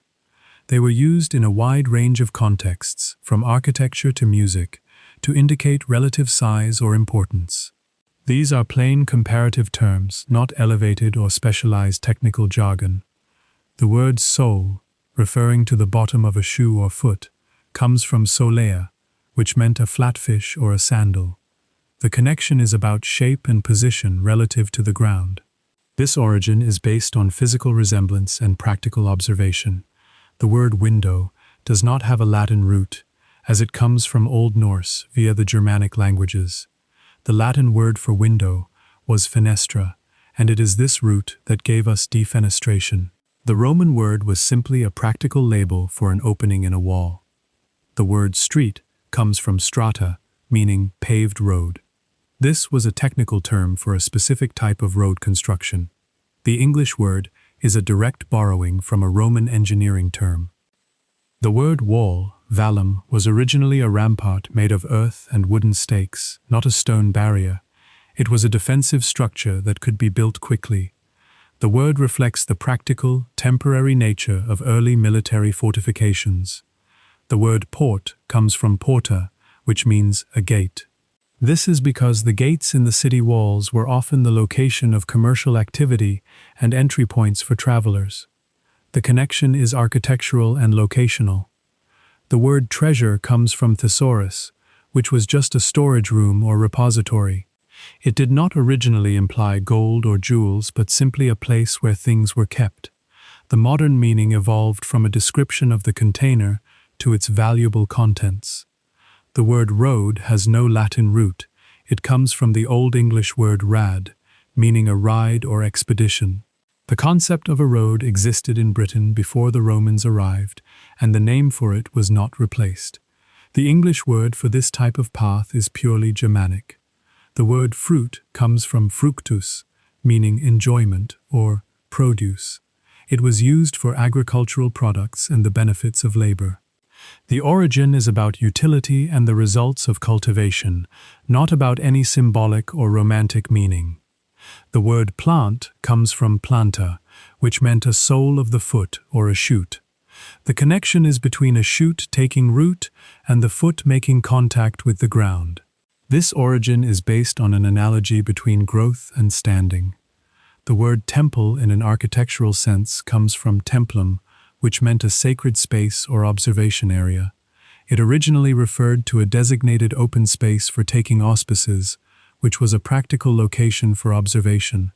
The architectural meaning is a direct translation from a structural term. The word court comes from cohorse, meaning an enclosed yard or farmyard. It was a physical space defined by boundaries, not a legal or political space. The later meaning developed from the physical gathering place. The word market comes from mercatus, meaning trade or commerce. It was a place where goods were exchanged, and the Latin term was picked up by other European languages. The origin is purely commercial. The word city comes from civitas, which meant a community of citizens. It is more about the body of people than the physical buildings. The political and social origin is stronger than the geographic one. The word garden comes from hortus, which meant an enclosed space for plants. It was a cultivated area, contrasting with wild land. The origin is agricultural and practical. The word ship has Germanic origins, but the Latin word navis gave us navy. The English word for the vessel is not Latin in origin. This shows that while Romans ruled the sea, the local Germanic word for a ship survived in English. The word sail is Germanic and is related to the idea of a cloth or covering. The Latin velum gave us veil, but the English for the sheet that catches the wind is native. The practical object retained its local name. The word anchor comes from the Latin ancora, which was borrowed from Greek. This was a technical object of Greek engineering, adopted by the Romans and later by other cultures. The word is an engineering loanword. The word harbour comes from the Old English herberg, meaning a shelter or refuge. It was a place for ships to be safe. The English word is native, not borrowed from Latin. The word beach is Germanic and refers to the pebbly shore. The Latin litus gave us littoral, but the common word for the shore is English. The local geography kept its local name. The word river comes from the Latin ripa, meaning a bank or shore. This was borrowed into English through Old French. The word references the physical edge of the water, not the flowing water itself. The word brook is Germanic and is one of the few water words not to come from Latin. It has survived from Old English. This shows the persistence of local terminology for common geographical features. The word lake is Germanic and is native to English, not a loanword. The Latin lacus is related, but is not the direct source. The common word is original to the English language. The word valley comes from the Latin vallis, but it came into English through Old French. It is a geographical term that was borrowed early. The word is now a standard part of the English landscape vocabulary. The word mountain comes from the Latin mons through Old French. It is a borrowed term for a large hill. The native English word for a hill is still used, but the borrowed term is more common for larger formations. The word forest comes from the Latin foris, meaning outside, referring to land outside the cultivated area. It was a legal term for hunting grounds. The origin is about boundaries and land use. The word flower comes from the Latin flos, meaning bloom. It is a direct reference to the reproductive structure of a plant. The origin is botanical and descriptive. The word sun is Germanic and is not from the Latin sol, which gave us solar. The English word for the star is native. The daily celestial body kept its ancient Germanic name. Roman keys were large and heavy, often made of iron or bronze, and they did not resemble the small, simple keys we use today. They were bulky and required significant force to turn. A typical Roman key could be several inches long and was designed to lift heavy tumblers within a lock. Stylus pens were made of metal, usually bronze or iron, and were used to write on wax tablets. The pointed end was used for writing, and the flat end served as an eraser to smooth the wax surface for reuse. These styluses were a common tool for anyone who needed to keep records or write letters. They used bone and wooden needles for sewing, often with linen or wool thread that was spun at home. The needles were simple and functional, with a pointed tip and an eye for the thread. Sewing was a daily chore for most Roman households. Roman scissors were crude, like two blades tied together with a spring, not the pivoted modern kind we are familiar with. They functioned more like shears, with the blades crossing at a single pivot point. This design was adequate for cutting fabric and hair, but was not very precise. Dice were common for gaming, but they were not standardized in size or weight, and weighting was a common cheating method. Some dice were made with heavier sides to influence the roll. The practice of fixing dice was a known problem in Roman society. The lucerna was the oil lamp used for lighting, but it produced soot and gave off a poor, flickering light. The lamps were made of clay or bronze and had a single wick that burned olive oil or other fats. The light was dim and smoky, making reading or detailed work difficult at night. Weights were often made of stone or bronze and were standardized by law for trade, but they varied regionally despite legal requirements. Local production and reuse meant that different parts of the empire used slightly different weights. This caused persistent difficulties for merchants and traders. They used lead ballista bolts for war, but these were not part of daily life for most people. The bolts were heavy and designed to be shot from large siege weapons. They were a specialist tool for the military, not a common object. A mola, or hand mill, was used to grind grain in the home, a daily chore that required hours of labor. The mill consisted of two stones, a lower fixed stone and an upper rotating stone that was turned by hand. Grinding flour was one of the most time-consuming household tasks. Combs were made of bone, wood, or boxwood, with simple teeth for detangling hair. They were essential for personal grooming. The combs were often decorated with simple carvings. Mirrors were made of polished bronze or silver, not glass, giving a less clear and less accurate reflection than modern mirrors. They were expensive items that were primarily owned by the wealthy. The reflection was dim and distorted, but it was the best available. The fibula was a safety pin-like brooch used to fasten cloaks, a simple but essential item of clothing. It worked like a large safety pin, holding the fabric together. The fibula was a common find in archaeological sites across the empire. The tintinnabulum was a wind chime often hung near doorways, sometimes in the shape of a phallus. It was a practical item intended to ward off bad luck or harm. The bronze or iron bells would chime in the wind, creating a pleasant tinkling sound. The vulva-shaped lamps and pendants were also common, as they were seen as symbols of good fortune. These were ordinary objects that people kept in their homes. They were part of the material culture of everyday life. They used sistra as musical instruments, but these were also found in secular contexts. The sistrum was a hand-held percussion instrument with metal rings that jingled when shaken. It was used for entertainment, not just for formal ceremonies. Bells were used to keep away evil spirits, especially for children. They were small, bronze bells that were often worn around the neck. The bells were a simple, practical item that was common in the household. They used lunulae, which were crescent-shaped pendants that were thought to be symbols of protection. These were often worn by women and children. The pendants were made of bronze or silver and were simple in design. They used bullae, which were locket-like cases worn by children, originally to hold protective charms. These were often made of gold or leather. The bulla was a common item for boys, and it was taken off when they reached adulthood. They used phallic symbols on walls and doorways to protect against bad luck. These were common images that were carved or painted. The symbols were a practical part of Roman magic, which was seen as a routine part of life. They used aulae to store valuable items, which were small boxes, often with a lock. These were the ancient equivalent of a strongbox. The boxes were made of wood or metal and were used to keep money and jewelry safe. They used a variety of gaming pieces, including tesserae, or dice, and calculi, or counters.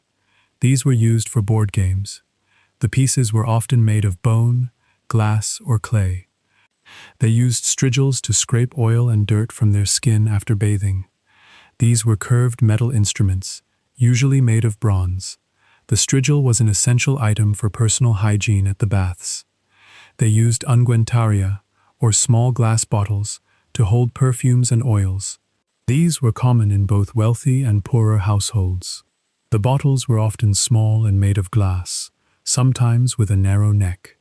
They used amphorae, large clay jars for storing wine, oil, and other liquids. These were the standard containers for transporting goods. The jars were heavy and were often reused or broken down after use. They used mortaria, or grinding bowls, to mix herbs and spices in the kitchen. These were similar to a modern mortar and pestle. The bowls were made of clay or stone and were used for food preparation. They used candelabra to hold candles or lamps, but they were a luxury item.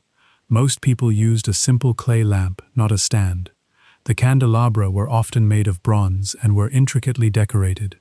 They used incense burners, which were a common household item. These were often simple clay or bronze dishes. They were used to burn incense or other fragrant materials. They used tabulae, which were writing tablets, made of wood or wax. These were the everyday writing surface. The tablets were often covered in wax and could be written on and erased.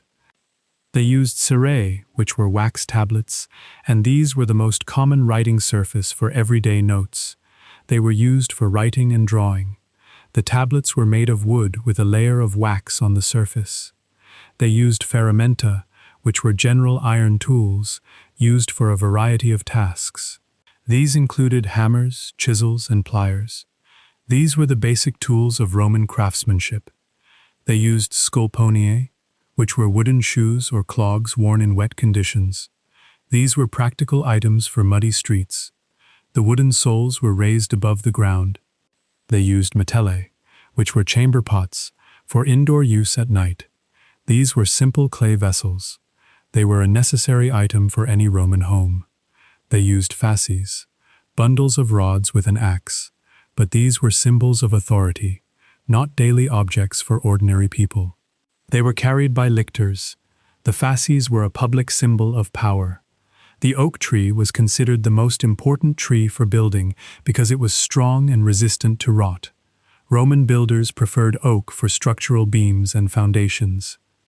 The wood was dense and durable, making it ideal for construction that needed to last for generations. The fig tree was widely planted for its fruit, but the fruit dried quickly in the hot Mediterranean sun. Fresh figs were a seasonal treat, while dried figs could be stored and eaten throughout the year. The tree was a common sight in Roman gardens and orchards. The grapevine was cultivated extensively for wine production, but the wine was often stored in large clay jars called amphorae, sealed with resin to prevent leaks. The resin added a distinctive flavor to the wine that we would find unusual today. Viticulture was a major part of the Roman agricultural economy. The olive tree could live for centuries, and its wood was valued for carving and fuel. Olive trees were slow-growing but produced fruit for generations. The wood was hard and fine-grained, suitable for detailed woodworking. Wheat was the main crop, but the Romans also grew spelt, an older type of grain that was better suited to primitive cultivation than modern wheat. Spelt was more resilient and could grow in poorer soils. It remained a staple food for centuries. They had horses, but these were primarily for transport and work, not for riding in combat until the later empire. Horses were valuable animals, used for pulling carts and carrying messages. Riding was less common than driving. Dogs were common pets, but they were also kept for protection and hunting, not just as lapdogs. Different breeds were used for different tasks, from guarding property to tracking game. The Roman dog was a working animal as much as a companion. Peacocks were kept for their feathers, which were used to make decorations and fans. The birds were imported from the East and were a symbol of wealth. Their colorful plumage was highly prized for ornamental purposes.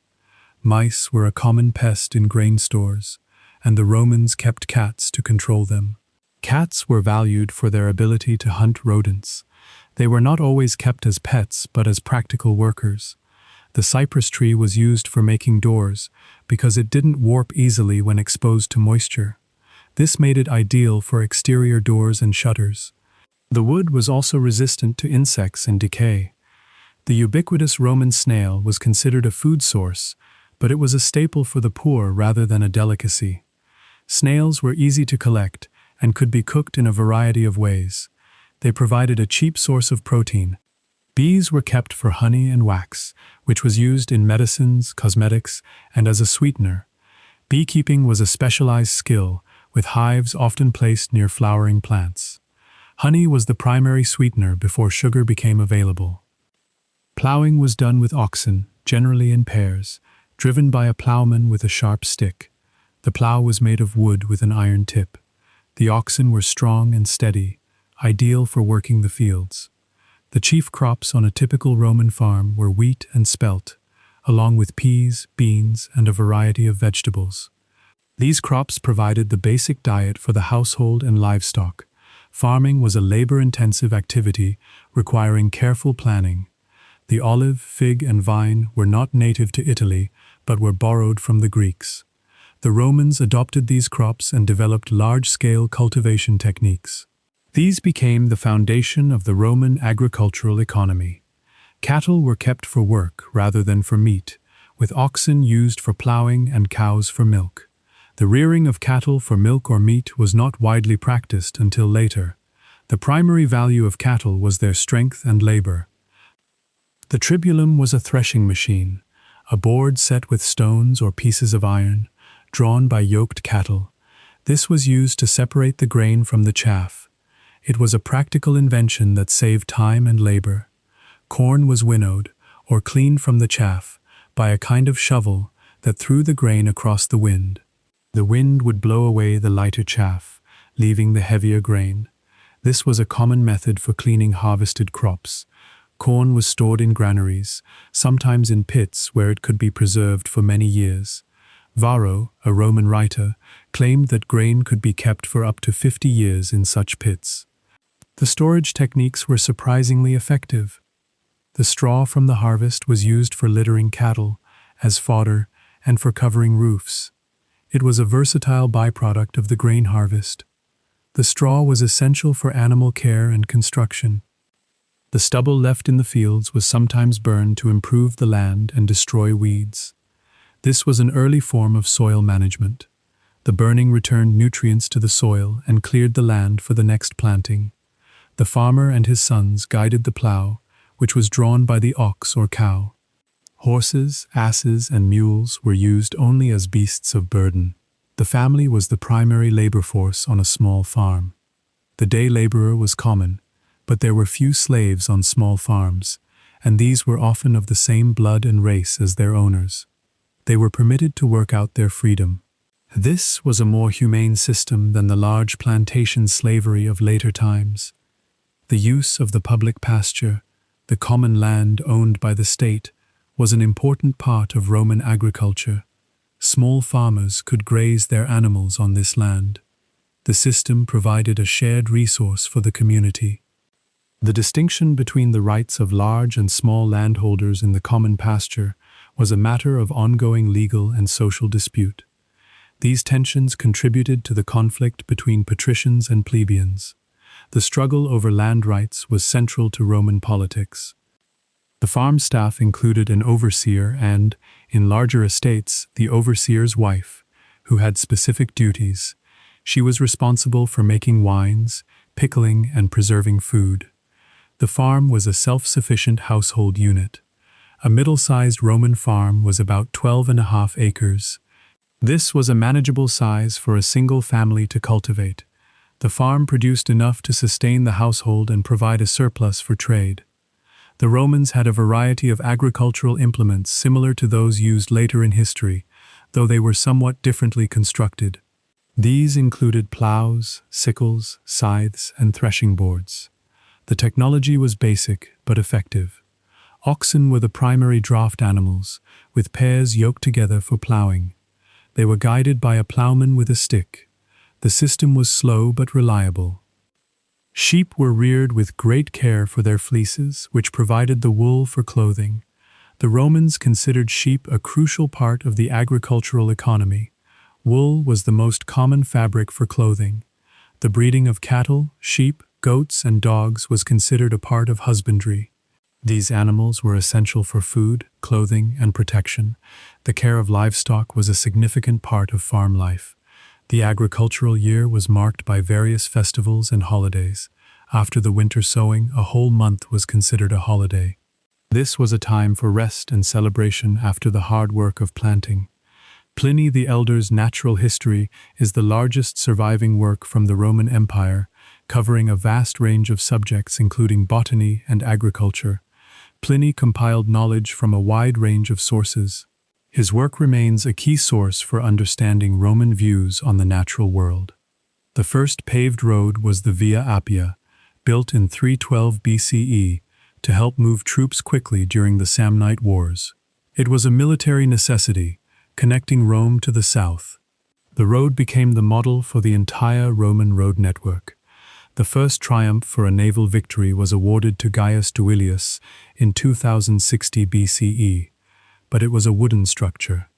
The victory was commemorated with a column adorned with the beaks of captured ships. This was a unique honor for a victory at sea. The first stone bridge in Rome was the Pons Aemilius, built in 179 BCE, lasting several centuries before being partially destroyed. It connected the city to the Trastevere district. The bridge was a major engineering achievement. The first census was held by Servius Tullius, probably around 550 BCE, but it was just a tax register for the population. It was used to assign citizens to classes based on their wealth. The census was essential for organizing the military and taxation. The first ludi, or public games, were held in 366 BCE, organized by the Curulae Aediles. These games were a form of entertainment and a way for officials to gain popularity. They were a regular part of the Roman calendar. The first attempt at a code of law was the 12 Tables, written in 450 BCE. This was the foundation of Roman law. The tables were a set of rules that applied to all citizens. The first Roman coin was cast in bronze, not hammered gold, and was quite crude. The coinage system developed gradually over time. The early coins were heavy and unwieldy. The first public bath was built in 25 BCE by Agrippa, and it was free for citizens to use. This was a significant public amenity. The bath was a place for hygiene, socializing, and relaxation. The first aqueduct was the Aqua Appia, built in 312 BCE, which ran mostly underground to protect the water supply. This was a practical solution for bringing water into the city. The aqueduct was a crucial part of Roman infrastructure. The first fire brigade was organized by Marcus Crassus, but they often extorted payment before they would put out a fire. This created a protection racket in the city. Crassus's brigade was a for-profit enterprise, not a public service. The first official postal service, the Cursus Publicus, was set up by Augustus to deliver official documents across the empire. This was a state-run courier service.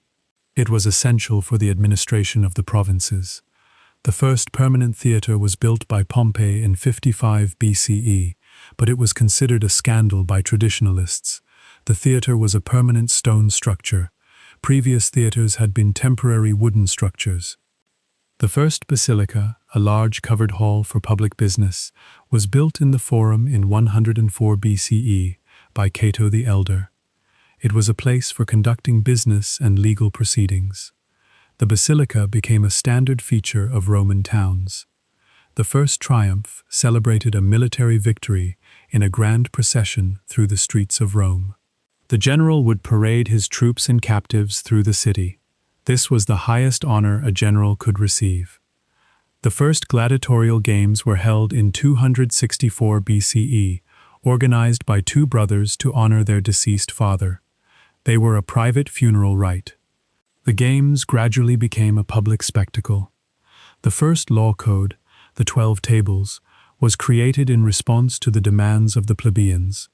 It was a written legal code that could be accessed by all citizens.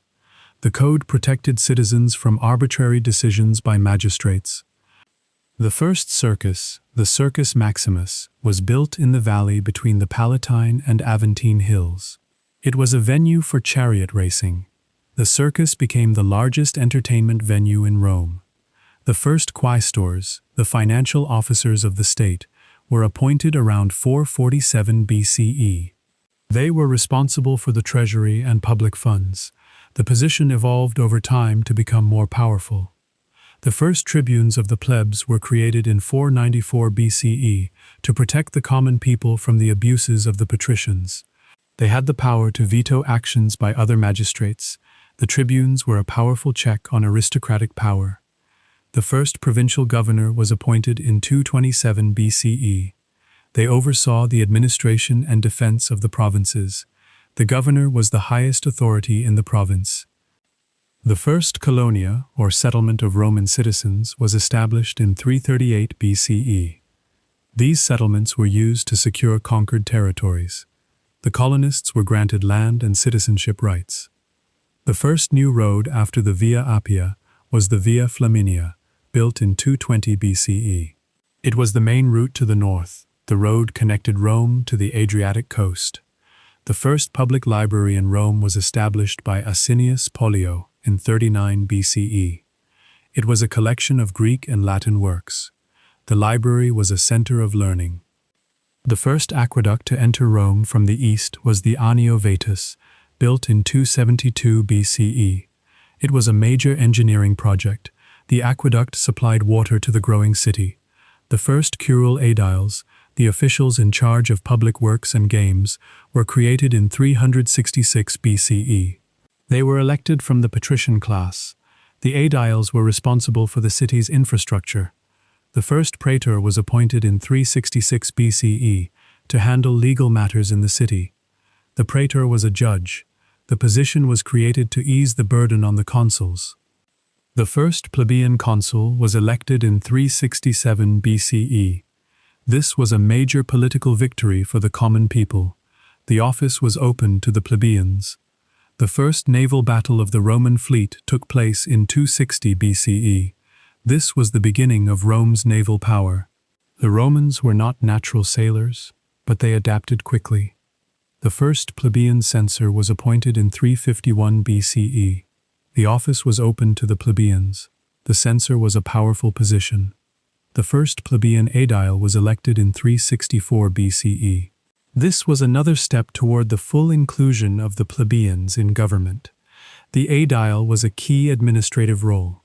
The first consular tribunes were created in 444 BCE as a compromise between patricians and plebeians. The position combined the duties of a consul and a tribune. The first dictator was appointed in 501 BCE. This was a temporary position for emergencies. The dictator had absolute power, but was limited to a 6-month term. The first flamen, a priest of a specific deity, was created in the early republic. This was a specialized religious role. The flamen was responsible for the maintenance of the state's religious traditions. The first Roman colony outside of Italy was established in 146 BCE. This was the beginning of the empire's expansion. The colony was established in Africa. The Roman paper was papyrus, imported from Egypt, which was brittle and fragile. It was made from the pith of the papyrus plant, layered and pressed into sheets. The material was expensive and not very durable, making it unsuitable for long-term storage. The ink they used was made of soot and gum, which faded over time and was not waterproof. It was a simple mixture of carbon black and a binding agent. The ink could smudge easily and was vulnerable to moisture. The public libraries in Rome were small and were intended for the elite, not for the general public. They were collections of scrolls housed in buildings attached to the forum or other public spaces. Access was limited to those who could read and who had the time to use them. The cursus publicus, or postal system, was a one-way service for the government. You could not send a letter to a friend. It was designed for official communication only. Private messages had to be sent by private courier or slave. The census was conducted every 5 years, but it was often delayed because it was unpopular. People resented the intrusion and the tax implications. The census was essential for determining military service and tax obligations. The bronze tablets on which laws were inscribed were often melted down and reused when they became obsolete. The metal was valuable and could be repurposed. This practice meant that many early laws were lost to history. The pomerium was the sacred boundary of the city, but it was just a line in the ground, not a wall. It marked the legal limits of the city. The pomerium was a symbolic boundary, not a physical one. The rostra was the speaker's platform in the forum, named for the captured ship prows displayed there. The prows were taken from enemy ships and mounted on the platform as war trophies. The platform was a symbol of Roman naval power. The carcer, or prison, was a rare place.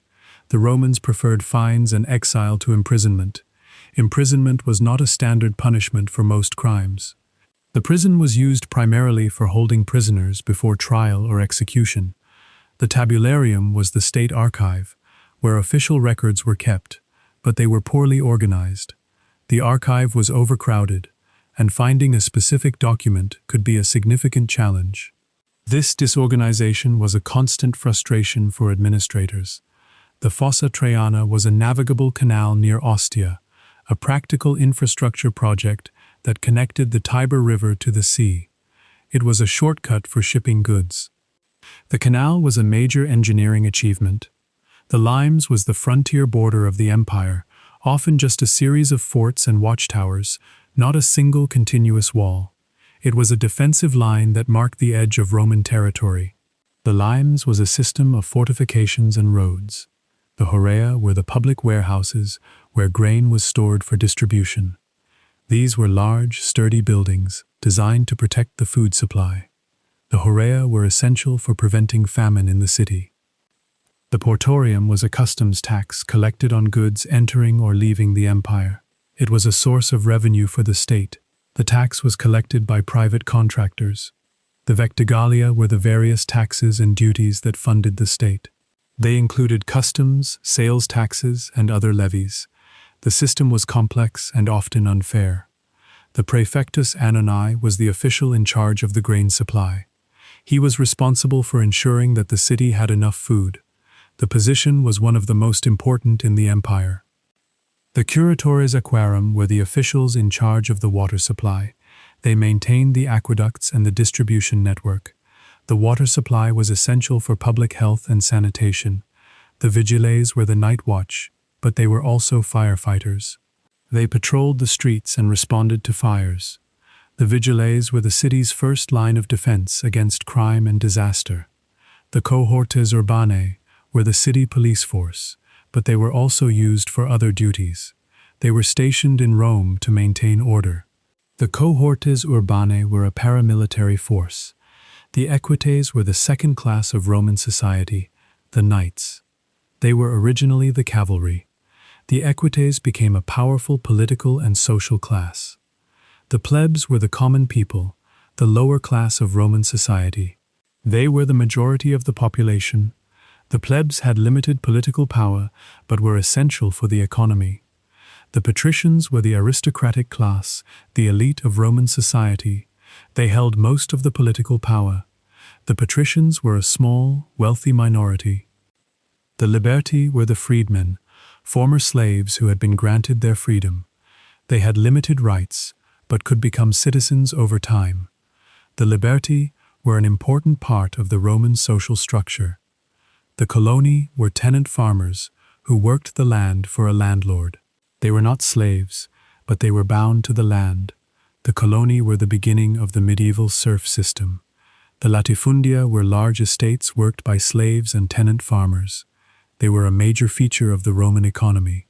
The latifundia were often owned by absentee landlords. The villa was a country house, often with a working farm attached. It was the home of the wealthy landowner. The villa was a place of leisure and business. The oppidum was a fortified settlement, often a hill fort. It was a regional center. The oppidum was a precursor to the Roman town. The municipium was a town with self-governing status. It was a local administrative unit. The municipium was the basic unit of local government. The colonia was a settlement of Roman citizens, often established in conquered territory. It was a way to secure the conquest. The colonia was a permanent garrison. The provincia was a territorial administrative district under the control of a Roman governor. It was the highest level of administration. The provincia was the foundation of the empire. The Ager Romanus was the original territory of the city of Rome. It was the land surrounding the city. The Ager Romanus was the core of the empire. The Ager Publicus was public land owned by the state. It was used for grazing or farming. The Ager Publicus was a source of conflict between rich and poor. The tribus was the voting district in Rome. It was the basis of the electoral system. The tribus was a unit of political organization. The centuria was the military unit, but it was also the basis of the voting system for the centuries. The centuria was the foundation of the Roman army and the political system. The paterfamilias, the oldest male in the household, controlled all the family finances and could spend or save as he wished. This was a legal and social reality of Roman life. The father's word was final on all financial matters, from daily purchases to major investments. Food was stored in large clay pots called dolia, which were often buried in the floor to keep the contents cool and dry. This was a practical method of food preservation that required no special technology. The pots were sealed with lids to keep out pests and moisture. Olive oil was stored in amphorae with a thin layer of resin applied to the inside to prevent leaks. The resin also helped preserve the oil and prevent it from turning rancid. These jars were the standard containers for transporting and storing oil throughout the empire. Grain was kept in special granaries called horia, which were designed to protect the harvest from mice and rot. These buildings were raised off the ground to prevent dampness and had small windows for ventilation. The granaries were a crucial part of the urban food supply system. The household budget was often kept on wax tablets, with running tallies of expenses recorded in a practical and erasable format. This was a simple accounting system for daily life. The wax could be smoothed over and reused, making it economical. Small loans were common between neighbors, often without any formal written agreement. These loans were based on trust and social obligation. The terms were often flexible and adjusted to the borrower's circumstances. The cost of a slave in the 1st century was roughly equal to a year's wages for a skilled worker. This was a significant investment for any household. Slaves were considered property and were a major financial asset. A single chicken could cost a day's pay, making it a luxury food for many families. Poultry was not a daily staple for the average Roman. Meat of any kind was an expensive treat. The household used bronze or copper weights to measure food for daily meals.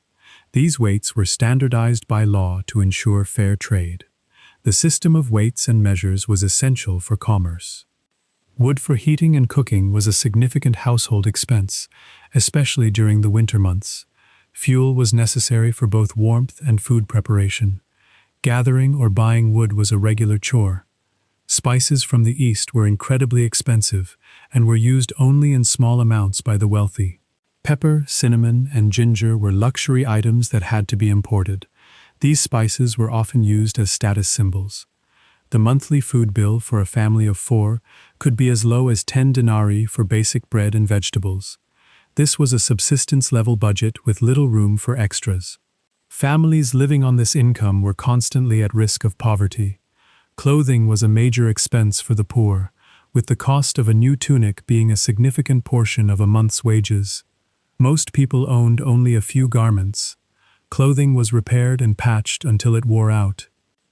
The household produced much of its own food and goods to reduce reliance on the market.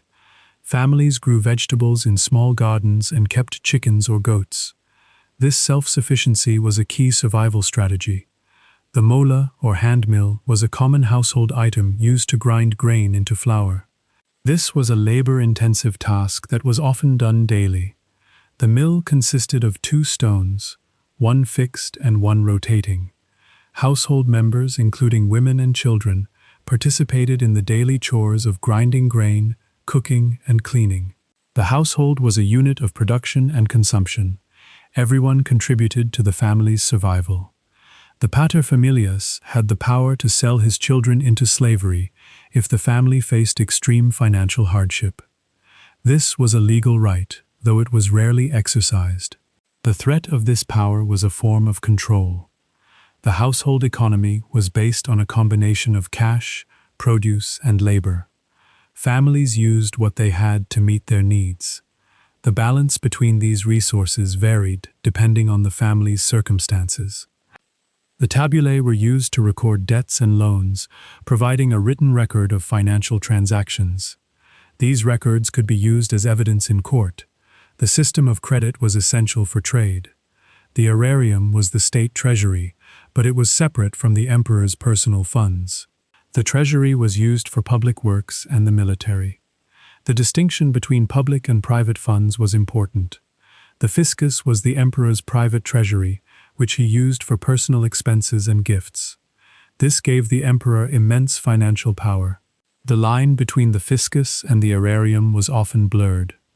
The household was a unit of consumption, but it was also a unit of production, with members engaged in agriculture, crafts, and trade. This duality was essential for economic survival. Families produced goods for their own use and for sale. The villicus was the overseer of a rural estate, managing the slaves and the agricultural work. He was often a trusted slave or freedman. The villicus was responsible for the estate's profitability. The conductor was the tenant farmer who leased land from a landlord. The conductor paid rent and was responsible for the cultivation of the land. The system of tenant farming was common in the empire. The colonus was a peasant farmer who was tied to the land, a precursor to the medieval serf. The colonus was not a slave, but had limited freedom. The system developed in the later empire. The latifundia were large estates that dominated the agricultural landscape of the later empire. These estates were worked by slaves and tenant farmers. The latifundia were a major source of wealth for the elite. The villa was a country house that functioned as the center of a large agricultural estate. The villa was both a residence and a center of production. The estate produced a surplus for sale. The ager publicus was public land that the state owned and could lease to citizens. This land was a valuable resource for both the rich and the poor. The distribution of public land was a source of conflict. The tributum was a direct tax on property and land, which funded the state's expenses. The tax system was complex and often avoided by the wealthy. The burden of taxation fell on the poor. The vectigalia were indirect taxes on trade and market transactions, collected by private contractors. These taxes were a source of revenue for the state. The system was prone to corruption. The portorium was a customs duty on goods entering or leaving the empire. This was a major source of revenue. The tax was collected at ports and borders. The publicani were private tax collectors who bid for the right to collect taxes in a province. They were notorious for their greed and exploitation. The publicani were a necessary evil. The aerarium was the state treasury, but it was often depleted by the emperor's expenses. The state constantly struggled to balance its budget. The financial management of the empire was a constant challenge. The raciones were the financial accounts kept by the state, but they were often poorly organized. The administration of finances was a complex task. The system was prone to errors and corruption. Travertine limestone was the main stone used for public buildings in Rome because it was durable and relatively easy to carve. Quarried near Tibur, this fine building stone was used particularly in the later Republic for architectural decoration. It continued to be used in the imperial period, for instance on the facades of the Theatre of Marcellus and the Colosseum. Tufa, a softer volcanic stone, was used for internal walls and foundations throughout Roman history. The plentiful local supplies of this soft, easily dressed stone were used from the 6th century BCE onward. It remained a general-purpose building material at all periods. Marble was imported from Greece and Egypt, making it a symbol of wealth rather than a local material. From the 1st century BCE, Roman architecture made extensive use of white and colored marble for columns, veneer, and paving. Its rarity and expense set it apart from locally sourced stone. The mortar used in concrete was a mix of lime and volcanic ash called pozzolana, which gave it unique strength and the ability to set underwater. Found in the town of Puteoli, near Naples, this chocolate-red volcanic ash was very abundant at the time. When mixed with lime, it created a remarkably durable material. Brick was used widely in the empire, but it was often thin and sun-dried, not baked in a kiln. The Romans only developed fired clay bricks under the empire, having previously used mud brick, dried only by the sun and therefore much weaker. The earliest dated building in Rome to make use of fired brick is the Theatre of Marcellus, completed in 13 BC. Timber for roofs and scaffolding was imported from as far as the Alps, adding significant cost to construction projects. Oak planks used in the foundations of a Roman villa were found to have originated from the Jura region of eastern France, more than 600 miles away. This discovery provides definitive evidence of long-distance timber trading.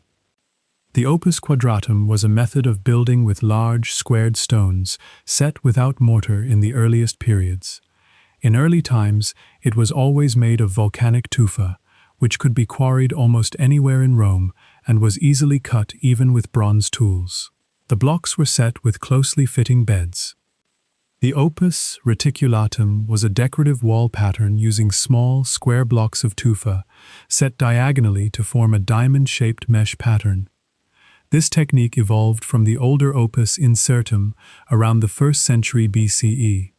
The diamond pattern became a distinctive feature of Roman walls. Lead was used extensively for pipes, but it was dangerous to health, though the Romans did not know this. Lead and terracotta piping were regularly employed for hydraulic installations, such as baths and fountains. The health effects of lead poisoning were not understood. Bronze was used for doors and structural fittings because it resisted corrosion. Gilt bronze was also used occasionally for roofing on the most prestigious buildings. Bronze fittings were a sign of wealth and status. Clay tiles were used for roofs, but they were heavy and needed strong wooden supports. Roof tiles were made of baked clay or stone, though gilt bronze was used on occasion. The tiles were essential for protecting buildings from the elements. Lime mortar was mixed with animal hair to bind it and reduce cracking as it dried. This was a common practice that strengthened the mortar. Horse and goat hair were typically used, added to the scratch coat of plaster. The concrete revolution, as it was called, allowed for the construction of vaulted chambers on a large scale. The aggregate used in the concrete was often skillfully graded by weight, with the supreme example being the dome of the Pantheon. This innovation changed Roman architecture. From the time of Hadrian, the vaulting load of domes might be lightened by the incorporation of large jars embedded in the concrete. This technique reduced the weight of the structure without compromising its strength. It was a clever solution to a practical problem. The opus mixtum was a method that united opus reticulatum with opus testaceum, using pyramidal tufa blocks interlocked with bricks. This technique became popular during the reign of Hadrian. It was a practical combination of two existing methods. The opus vitatum technique involved rows of alternating bricks and small tufa blocks. This gained popularity under Antoninus Pius.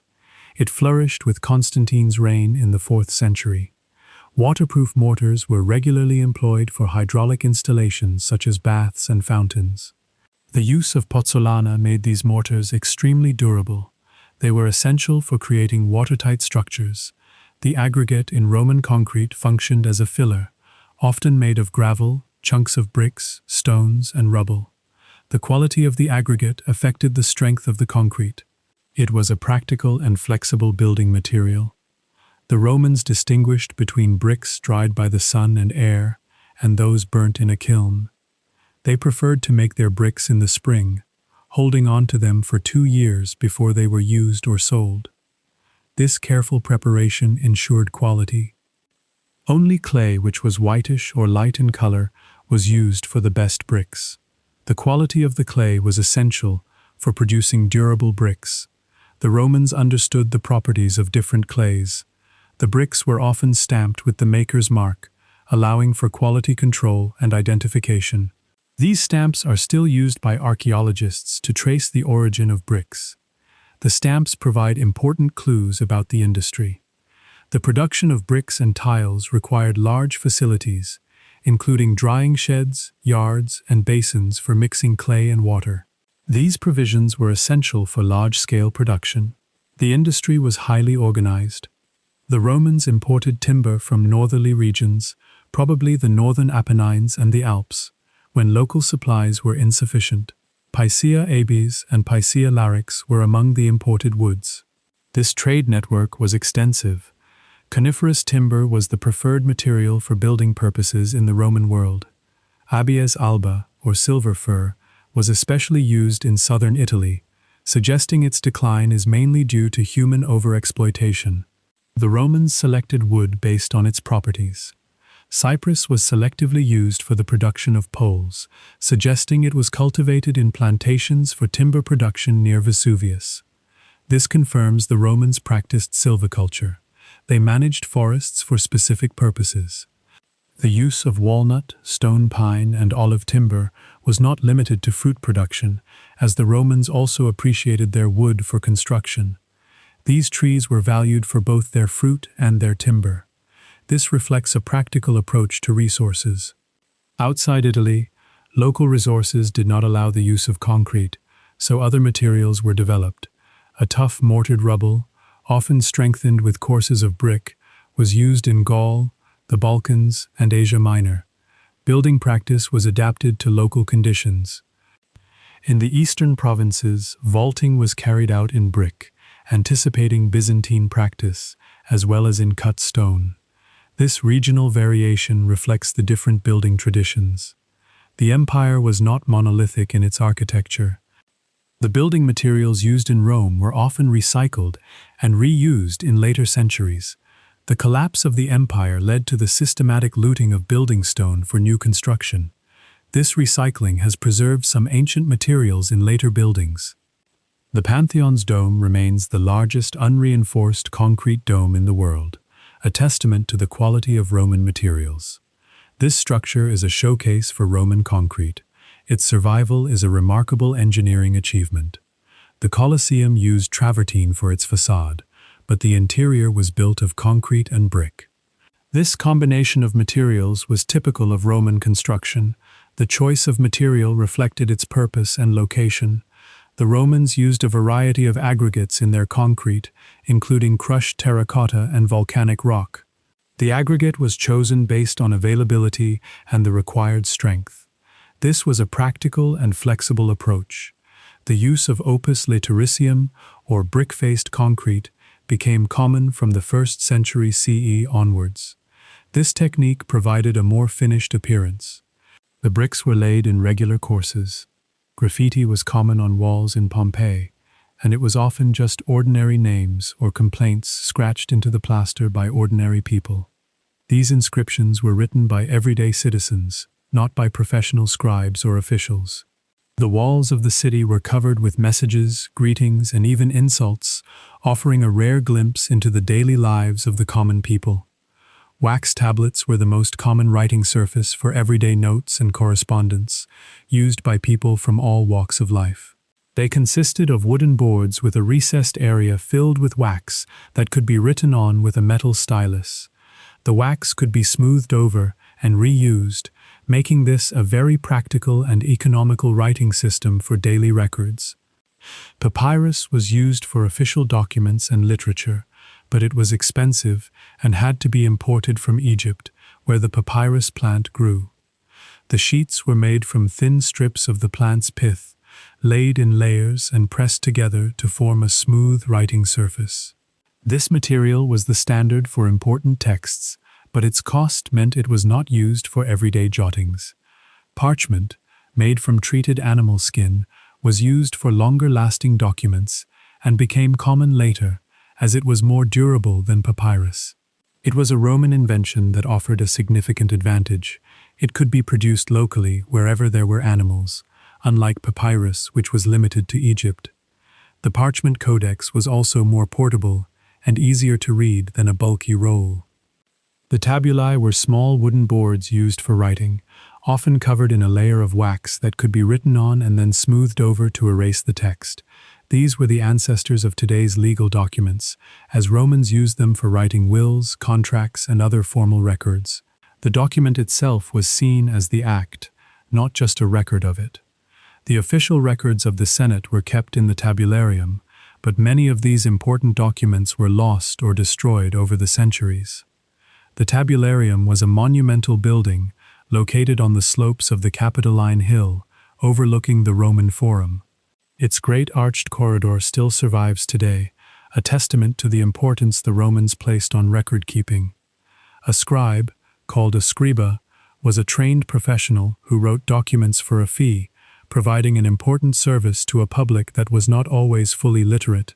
These scribes were essential for drafting wills, contracts, and official correspondence.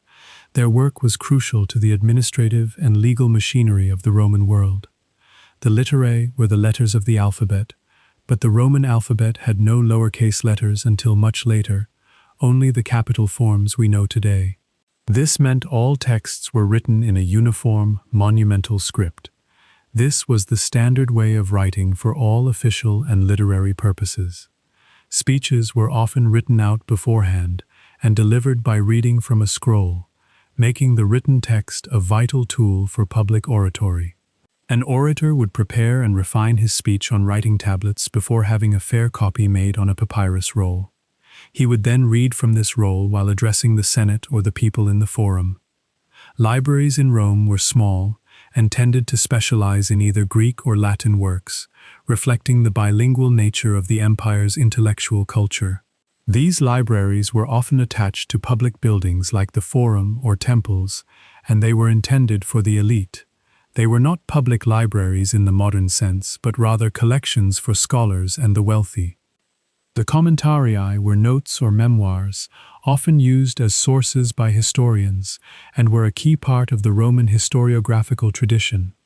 These were personal accounts of events, written by officials or generals, that later historians would use to construct their narratives. They were the raw material for the grand histories of Rome.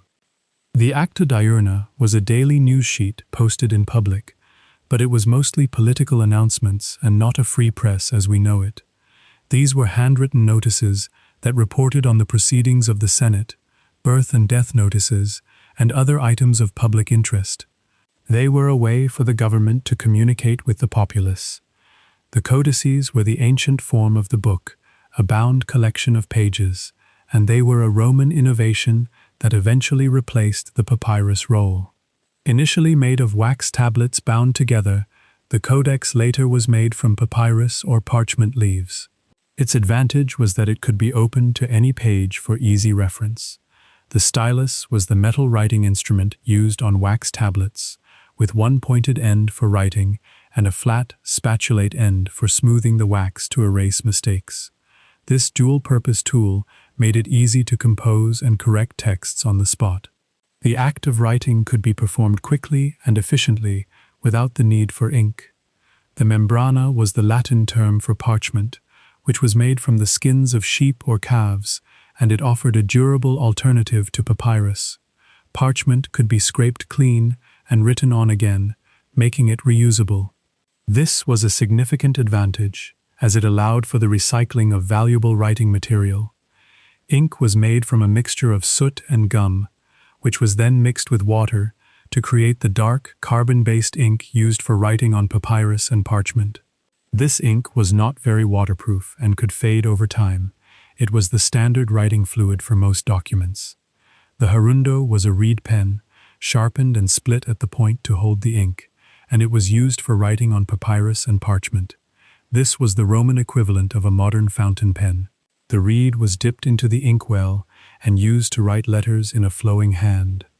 Letters were delivered by private courier or slave, as there was no public postal service available for personal correspondence. This meant that sending a letter was expensive and could be unreliable, especially over long distances.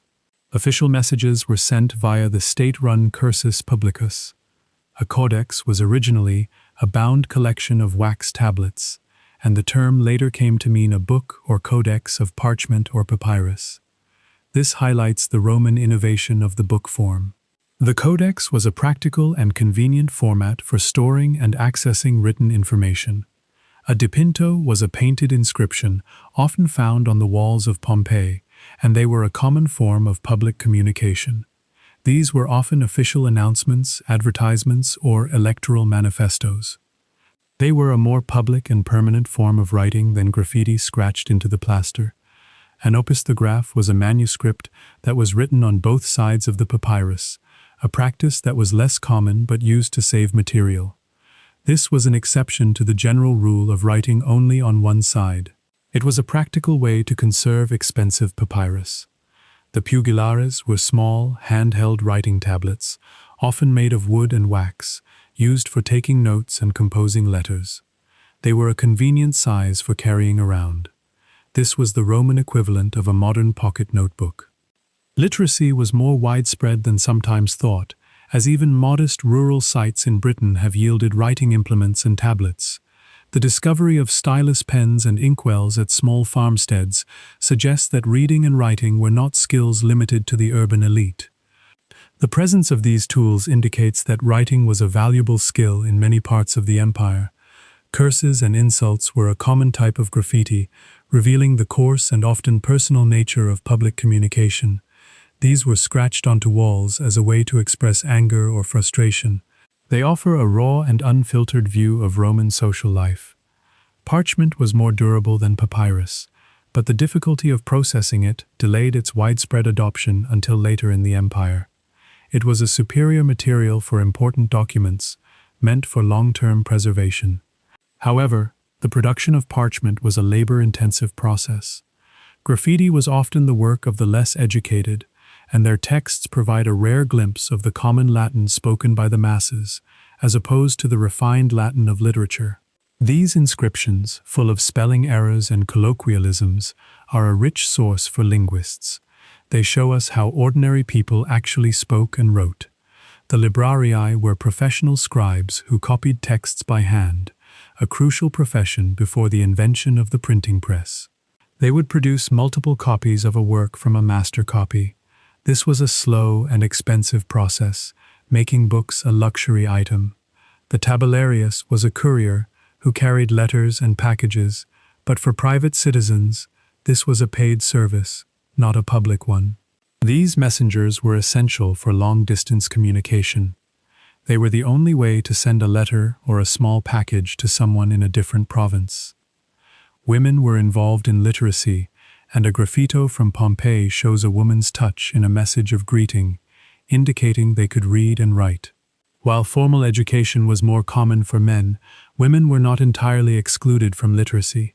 Their written contributions can be found in the archaeological record. The vigiles were the night watch, but they were also firefighters, using buckets, axes, and hooks to combat the frequent blazes in the city. They were organized into 7 cohorts of about 1,000 men each, stationed in barracks throughout Rome. Their primary duty was to patrol the streets at night and respond to fires, which were a constant danger in a city of wooden buildings and open flames. There was no organized police force in the modern sense. The army was called in for major disturbances. For everyday law enforcement, the city relied on a combination of the vigiles, private security, and the authority of local magistrates. Serious riots or civil unrest required the intervention of the urban cohorts or even the Praetorian Guard. Street cleaning was the responsibility of the householder, not the state. Each citizen was required to keep the area in front of their home clear of refuse. This system was unevenly enforced, and many streets remained perpetually dirty and littered. The annone was the grain dole, a monthly distribution of free or subsidized bread to the citizens of Rome.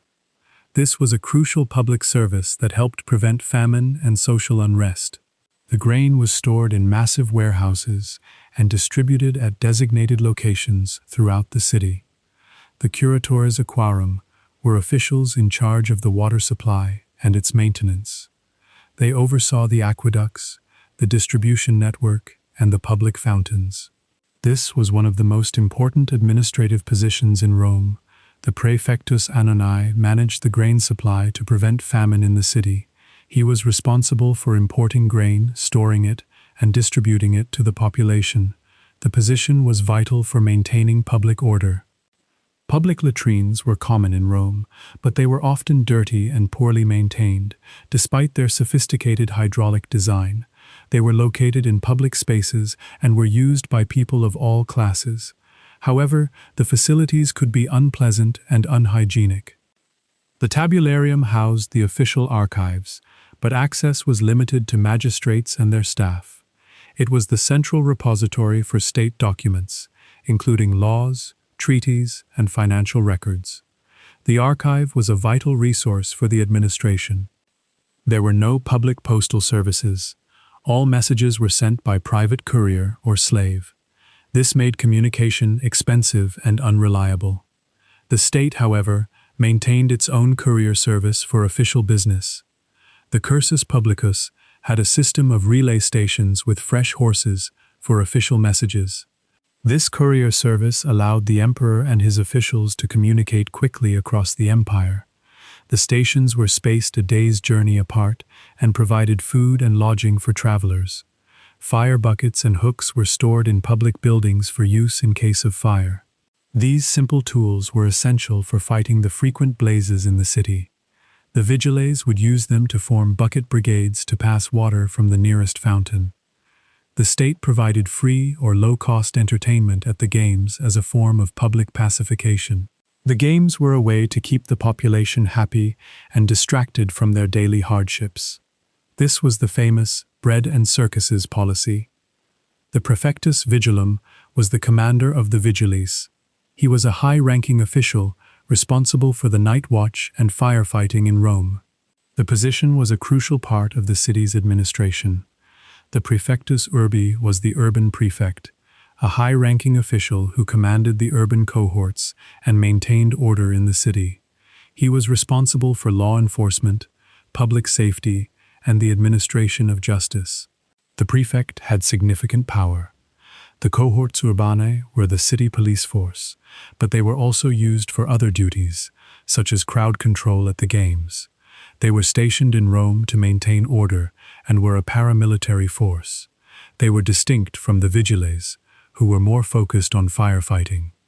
The aqueducts supplied water to public fountains, baths, and private homes, but the system was not always reliable.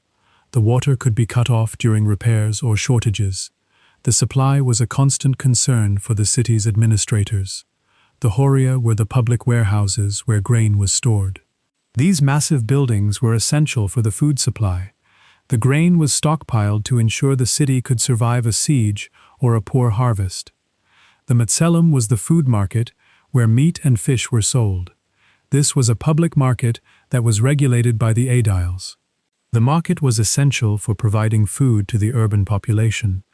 The thermae were the grand public baths, and they were open to all citizens, usually for a small fee. The baths were a central part of Roman social life. They provided a place for hygiene, exercise, and socializing. The balneae were the smaller, more local bathhouses that were common in every neighborhood. These were more affordable and accessible than the grand thermae. They were a vital part of daily life for the average Roman. The fora were the public squares where markets and civic activities took place. The forum was the heart of Roman public life. It was a place where people gathered to trade, socialize, and participate in politics. The basilicae were public halls used for legal proceedings and business. They were the administrative centers of Roman cities. The basilica was a place for justice and commerce. The curia was the Senate house, where the senators met to discuss matters of state. It was a symbol of Roman political power. The Curia was located in the Forum. The Comitium was the open space where the popular assemblies met. It was a place for citizens to vote on laws and elect magistrates. The Comitium was a key part of the Roman political system. The Tabularium was the official archive, and it was a monumental building on the Capitoline Hill. It was a symbol of the state's power and its commitment to record-keeping.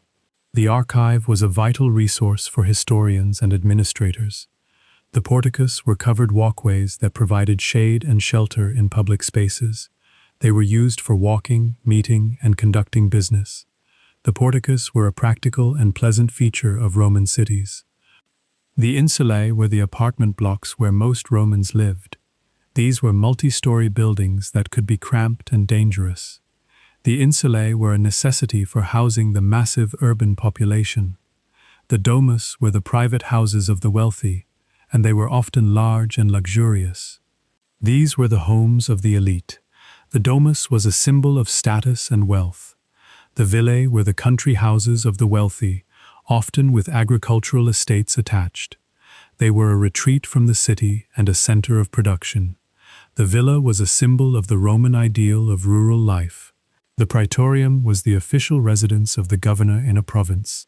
It was the administrative center of the province. The praetorium was a symbol of Roman authority.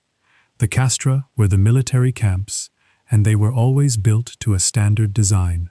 The camps were temporary or permanent fortifications.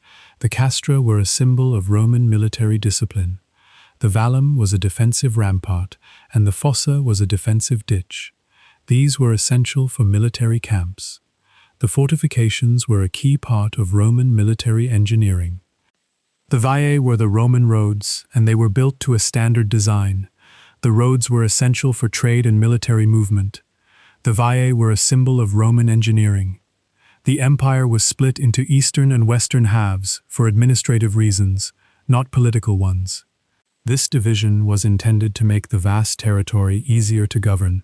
The split eventually became permanent, with the east surviving long after the west collapsed. The Western Roman Empire fell in 476 CE, but the eastern half continued for another 1,000 years. The Eastern Empire, centered at Constantinople, preserved Roman law and culture. The western half fragmented into Germanic kingdoms. The population of Rome dropped from 1 million to less than 50,000 by the 6th century. The city had become a shadow of its former self. The great monuments and public buildings fell into ruin. The aqueducts were cut by invading armies, leaving the city without running water for centuries. The destruction of the water supply made the city largely uninhabitable for a large population. This was one of the main causes of Rome's decline. The limes, or frontier defenses, were abandoned as the army was withdrawn to defend Italy. The frontiers were no longer defensible. This allowed invading tribes to cross into the empire freely. The cost of maintaining the army and bureaucracy bankrupted the state in the later empire. The tax burden became unsustainable. The government could no longer afford to pay its soldiers or officials. Inflation devalued the coinage, making trade and tax collection increasingly difficult. The silver content of the denarius was steadily reduced. This destroyed the confidence in the currency. Many public buildings fell into disrepair because the state could no longer afford maintenance. The great structures that had defined Rome were left to decay. They were quarried for building materials by later generations. The Senate continued to meet for a time, but it had lost all real power to the emperor. The body was a vestige of the Republic. It had become a ceremonial institution. The cursus publicus broke down as roads fell into disrepair and horses became scarce. The official courier system collapsed. Communication across the empire became slow and dangerous. The libraries and archives were neglected, and many manuscripts were lost to rot and decay. The intellectual heritage of Rome was gradually destroyed. The loss of these texts was a cultural tragedy. The Roman denarius became so debased that it was virtually worthless by 400 CE. The coin had become a thin silver wash over a copper core. The financial system was in shambles. The population of the empire declined due to plague, war, and economic disruption. The workforce shrank, leading to a decline in agricultural production. This created a spiral of decline. The Germanic tribes that crossed the borders were not always enemies. Many were settlers seeking land. They were often allowed to settle in exchange for military service. This process gradually transformed the Western Empire. The Roman army became increasingly reliant on barbarian mercenaries. These soldiers were often loyal to their own leaders, not to the emperor. This led to a loss of Roman military identity. The Germanic king Odoacer deposed the last Western emperor, Romulus Augustulus, in 476 CE. Odoacer sent the imperial regalia to Constantinople. He ruled Italy as a Germanic king. The Emperor Zeno in Constantinople recognized Odoacer as the ruler of Italy. This ended the Western Roman Empire as a political entity. The Eastern Empire continued to claim theoretical authority. The Roman legal system, however, survived in the Germanic kingdoms. The invaders adopted Roman law for their subjects. This preserved the legacy of Roman jurisprudence.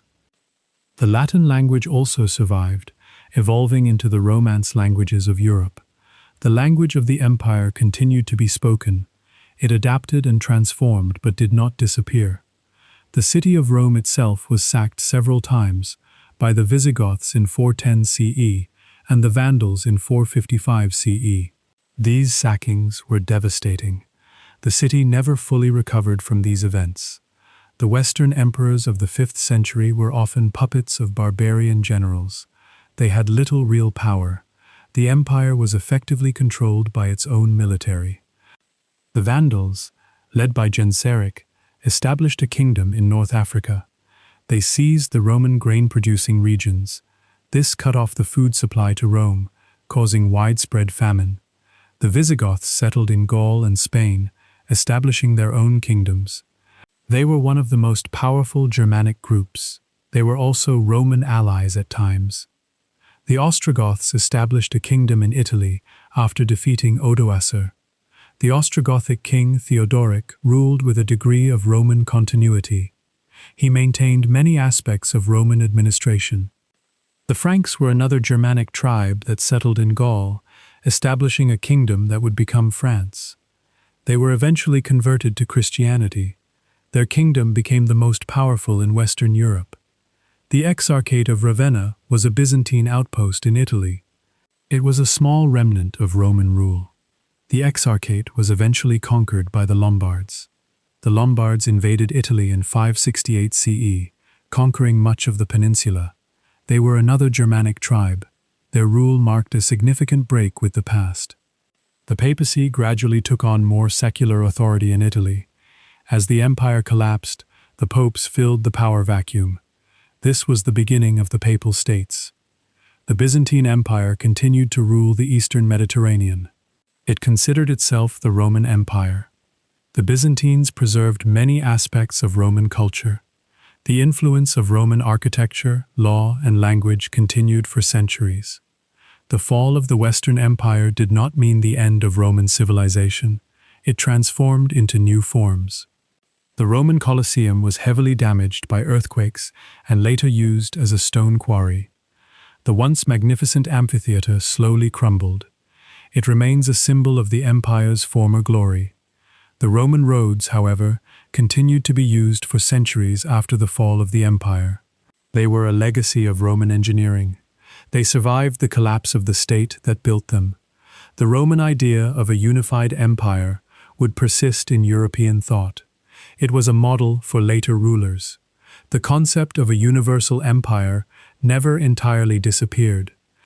The limites and limes that once defended the empire now mark the boundaries of a lost world. The frontiers of the empire were abandoned. The Roman world had come to an end. The Roman calendar originally had only 10 months, beginning with March and ending with December. This left about 61 days unaccounted for in the winter. The months of January and February were added later by King Numa Pompilius to create a 12-month lunar year. The month of February was originally the last month of the year, not the second. It was a time for purification and was considered unlucky for marriage. The placement of February at the end of the year explains why it had fewer days than the other months. The names of the months September, October, November, and December come from the Latin words for 7, 8, 9, and 10. This is because they were originally the 7th through 10th months. The numbering system remained even after January and February were added. The calendar was the first day of the month, and it was the day when debts were due and interest was recorded. This is the origin of our word, calendar. The calendar was a practical financial marker, not a religious celebration. The nonai was the 7th day of the month in March, May, July, and October, and the 5th day in all other months. This was the day when the market occurred and official announcements were made. The nonai was a day for business and public communication. The idus was the 15th day of the month in March, May, July, and October, and the 13th day in all other months. This was the day of the full moon and was considered a marker for religious observations. The idus was a practical lunar marker. The Romans counted days inclusively, meaning they included both the start and end dates in their calculations. This is why the day before the calende was called the predi calendas. The system was different from our modern way of counting. The intercalaris was a leap month inserted every few years to keep the calendar aligned with the seasons. This month was added by the pontiffs, the officials in charge of the calendar. The system was often manipulated for political reasons. Reform of the calendar by Julius Caesar in 45 BCE created the Julian calendar, which had 365 days with a leap day every 4 years. This was a major improvement over the old lunar calendar. The Julian calendar was used for over 1600 years. The fasti were the official calendars that listed the days on which legal and political business could be conducted. These were not religious documents but practical schedules for public life. The calendar determined when transactions could take place and when courts were in session. The dies fasti were days when it was permissible to conduct legal business and hold court. The dies nefasti were days when this was forbidden. The distinction between these days was a practical administrative tool.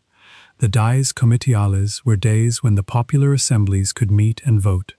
These were days for political activity. The calendar regulated the political life of the city. The dies religiosi were days on which no new business could be started, as they were considered inauspicious. These were days when people avoided undertaking new ventures. The system was a way to manage risk. The dies profesti were ordinary days, not marked by any special restrictions or obligations. These were the everyday working days of the Roman calendar. Most days were dies profesti. The dies intercisi were days that were partially fasti and partially nefasti, depending on the time of day. This was a complex system for regulating public business. The rules were precise and detailed. The supplicatio was a day of thanksgiving, often declared after a military victory. It was a public holiday, not a religious ceremony. The supplicatio was a way to celebrate success. The feriae were holidays or days of rest, often associated with agricultural events. These were practical breaks from work. The feriae were a way to mark the changing seasons. The nundinae were the market days that occurred every 8 days. This was the Roman week. The nundinae were essential for trade and commerce. The horologium was the name for any timekeeping device, and it was used to measure the hours of the day. The sundial and the water clock were the primary tools for timekeeping. The system was not very accurate. The clepsydra was a water clock that measured time by the flow of water from one container to another. This was a common timepiece in the courts. The clepsydra was a practical but imprecise tool. The Romans divided the day into 12 hours of daylight and 12 hours of night. These hours changed length with the seasons. A summer hour was much longer than a winter hour. The first hour of the day began at sunrise, and the hours were counted from that point. The Romans did not have a system of fixed hours like we do today. The time of sunrise was the starting point for the day. The hora prima was the first hour of daylight, the hora sexta was noon, and the hora duodecima was the last hour before sunset. These were the only specific times that were commonly used. The system was simple but not precise. The solarium was a public sundial in Rome, often used as a timepiece for the entire city. It was a prominent landmark that helped people organize their day. The sundial was a civic utility. The cadran was a small sundial, often used in gardens or private homes. This was a personal timepiece. The cadran was a practical tool for managing daily life. The Romans did not have a precise system of minutes or seconds. They measured time in smaller units, like the momentum, which was a short interval. The system was not very precise. The tempora were the seasons, which were crucial for agriculture.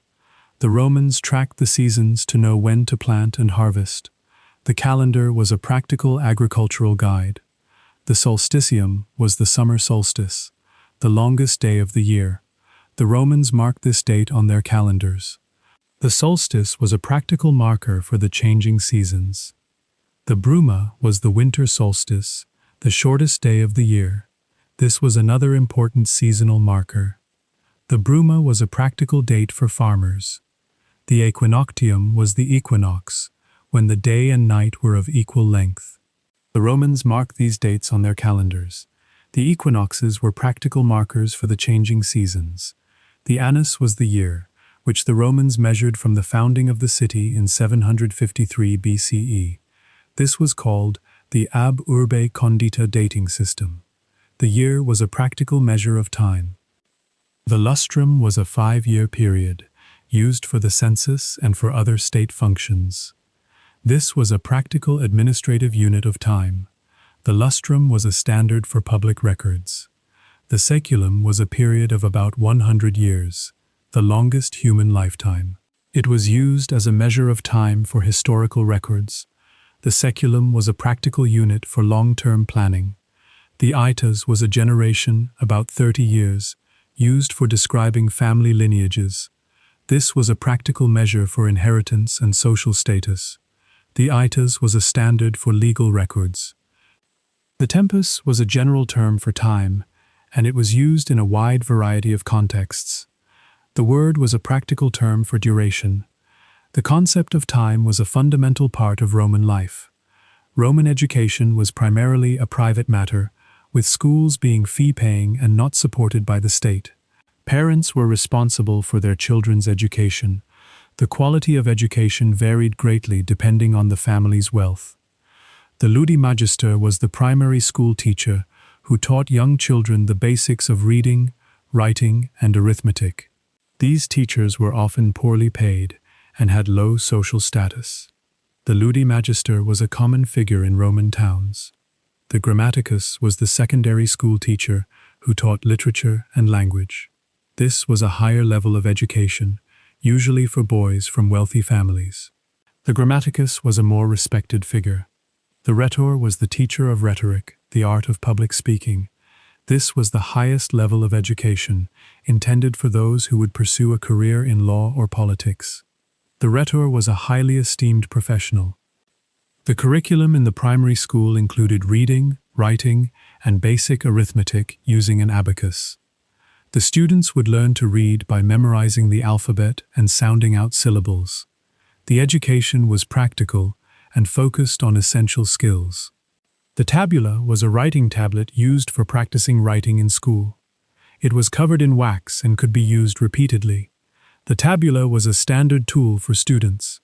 The stylus was the metal writing instrument used on the tabula, and it was a common possession for any student.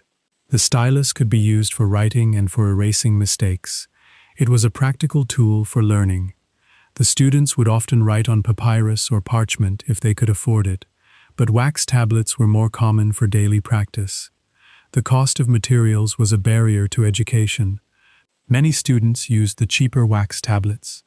The education of girls was limited, and it usually focused on domestic skills like spinning, weaving, and managing a household. Girls from wealthy families might receive a more formal education. The system was heavily gendered. Wealthy families often employed a private tutor, called a pedagogus, to educate their children. This was a more exclusive form of education. The pedagogus was often a Greek slave or freedman.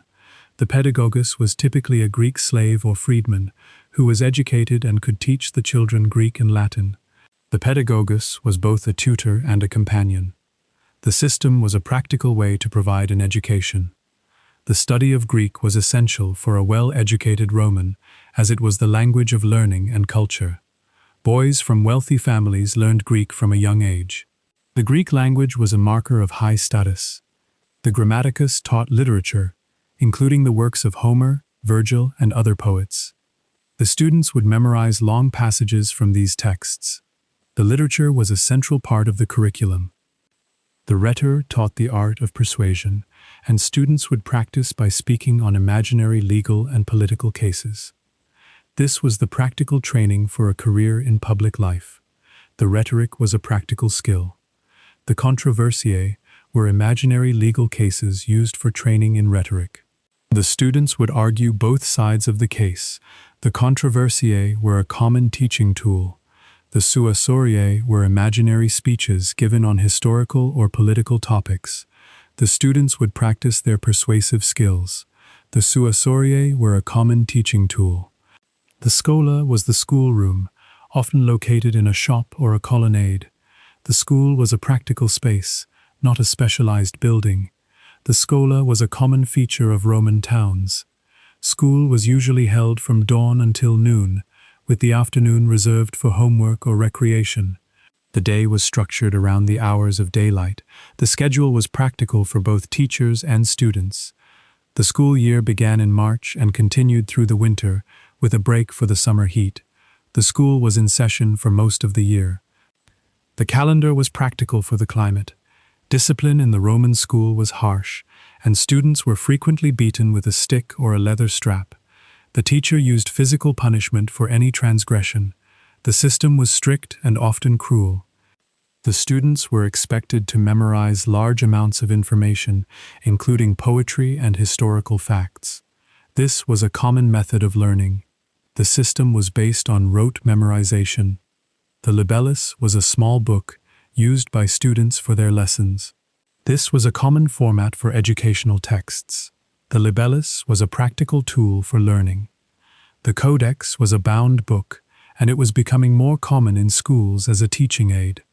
The codex was more portable and easier to use than a scroll. The format was practical for students. The commentarii were notes taken by students from the lectures of their teachers. These notes were a vital study aid. The commentarii were a practical tool for learning. The dictata were notes dictated by the teacher, which the students would write down and then memorize. This was a common method of instruction. The dictata were a practical teaching tool. The exhortaciones were exercises assigned to students to practice their writing and rhetoric. These were a practical part of the curriculum. The exhortaciones were a common teaching method. The charta was a sheet of papyrus, but it was often reused by students to save money. The cost of writing materials was a significant expense. The charta was a practical resource. The circumscriptio was a circle used for teaching geometry and mathematics. The students would use it to practice drawing and measuring. The circumscriptio was a simple tool. The abacus was a calculating tool used by students to learn arithmetic. This was a practical device for teaching mathematics. The abacus was a common tool in the classroom. The calculi were small pebbles or counters used for calculation. These were a simple tool for teaching arithmetic. The calculi were a practical teaching aid. The tabulae ceratae were wax tablets used for writing practice. These were the most common writing surface for students. The tabulae ceratae were a practical tool for learning. The grammaticus would teach the rules of grammar and the correct use of Latin. This was a foundational part of a student's education. The grammar was a practical skill.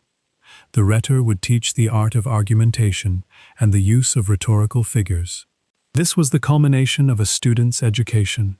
The rhetoric was a practical skill for public life. The pedagogus would accompany the student to school and supervise their behavior. This was a practical role for a tutor. The pedagogus was a common figure in Roman education. The Roman education system was designed to produce effective citizens and leaders. The curriculum was practical and focused on skills needed for public life. The system was a vital part of Roman culture. The texter was a weaver who produced cloth from wool, linen, and other fibers. Weaving was a common occupation, often done at home. The texter was a skilled worker. The fullo was a fuller who washed and finished cloth after it was woven. The fullo used urine, clay, and other substances to clean and treat the fabric. This was a smelly and unpleasant job. The tinctor was a dyer who colored cloth using natural dyes. This was a specialized craft with its own techniques. The tinctor was a skilled worker. The sutor was a shoemaker who made and repaired shoes.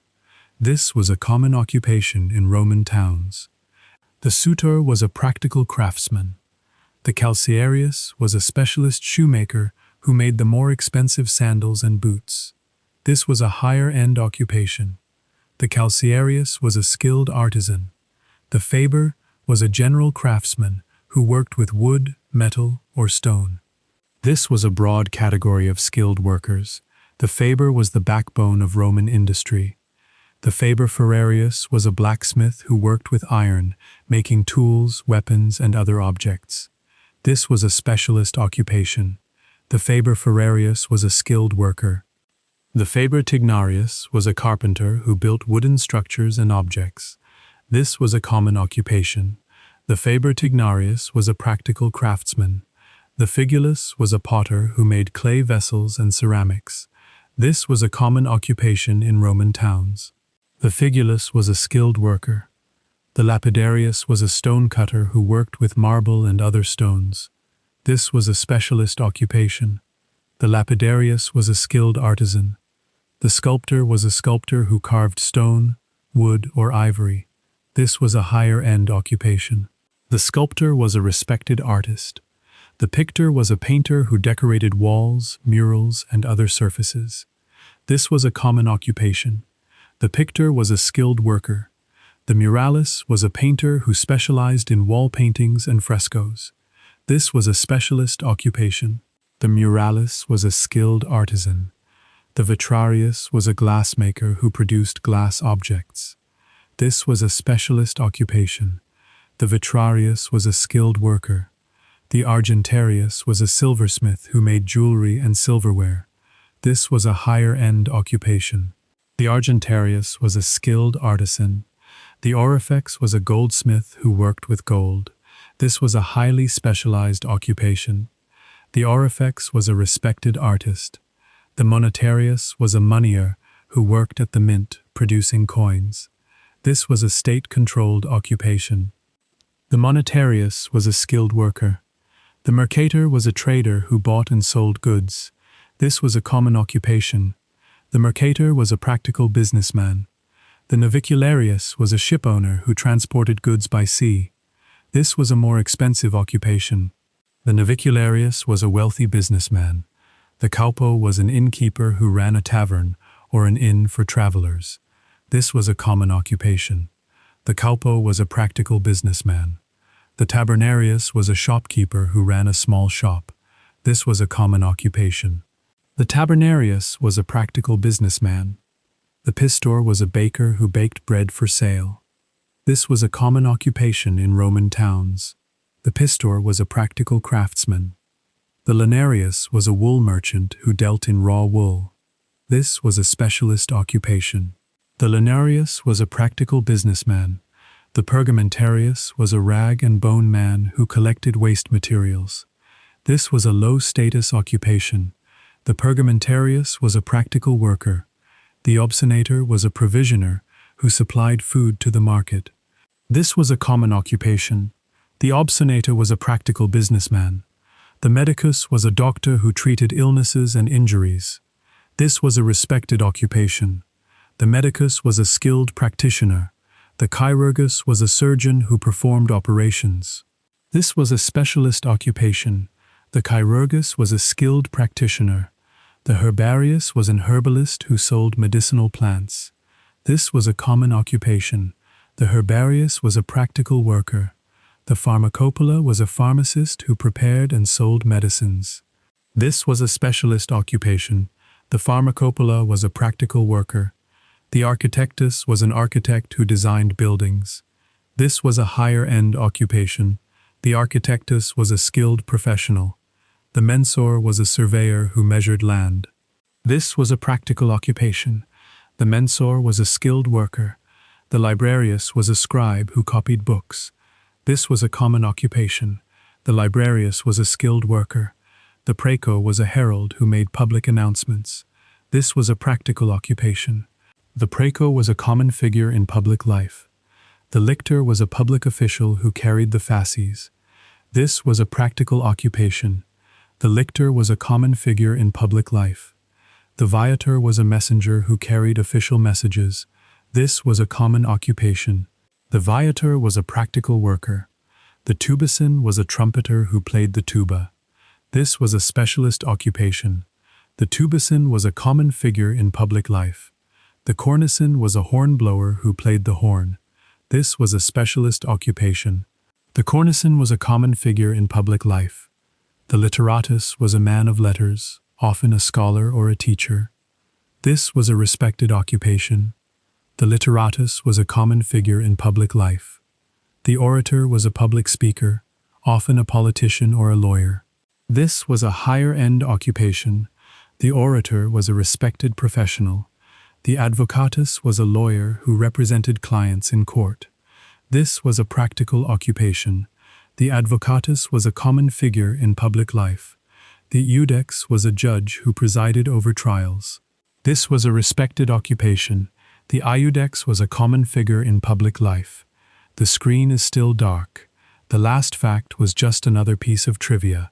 A calendar, a schoolboy, a tradesman. The Western Empire fell, but the eastern half continued on. The city of Rome shrank from 1,000,000 souls to a quiet, dusty town. The aqueducts were broken, the libraries forgotten, the great buildings quarried for stone. If you are still awake, you have done well. If you have drifted off, you missed nothing. That was the point. Here is one last small, quiet fact to carry you out. The Western Roman Empire's last emperor, a boy named Romulus Augustulus, was deposed in 476 CE. He was not killed. He was sent to live on a private estate in Campania, with a generous pension. He simply faded away, quietly, into the countryside. And the empire ended not with a dramatic collapse, but with a quiet administrative decision. Good night.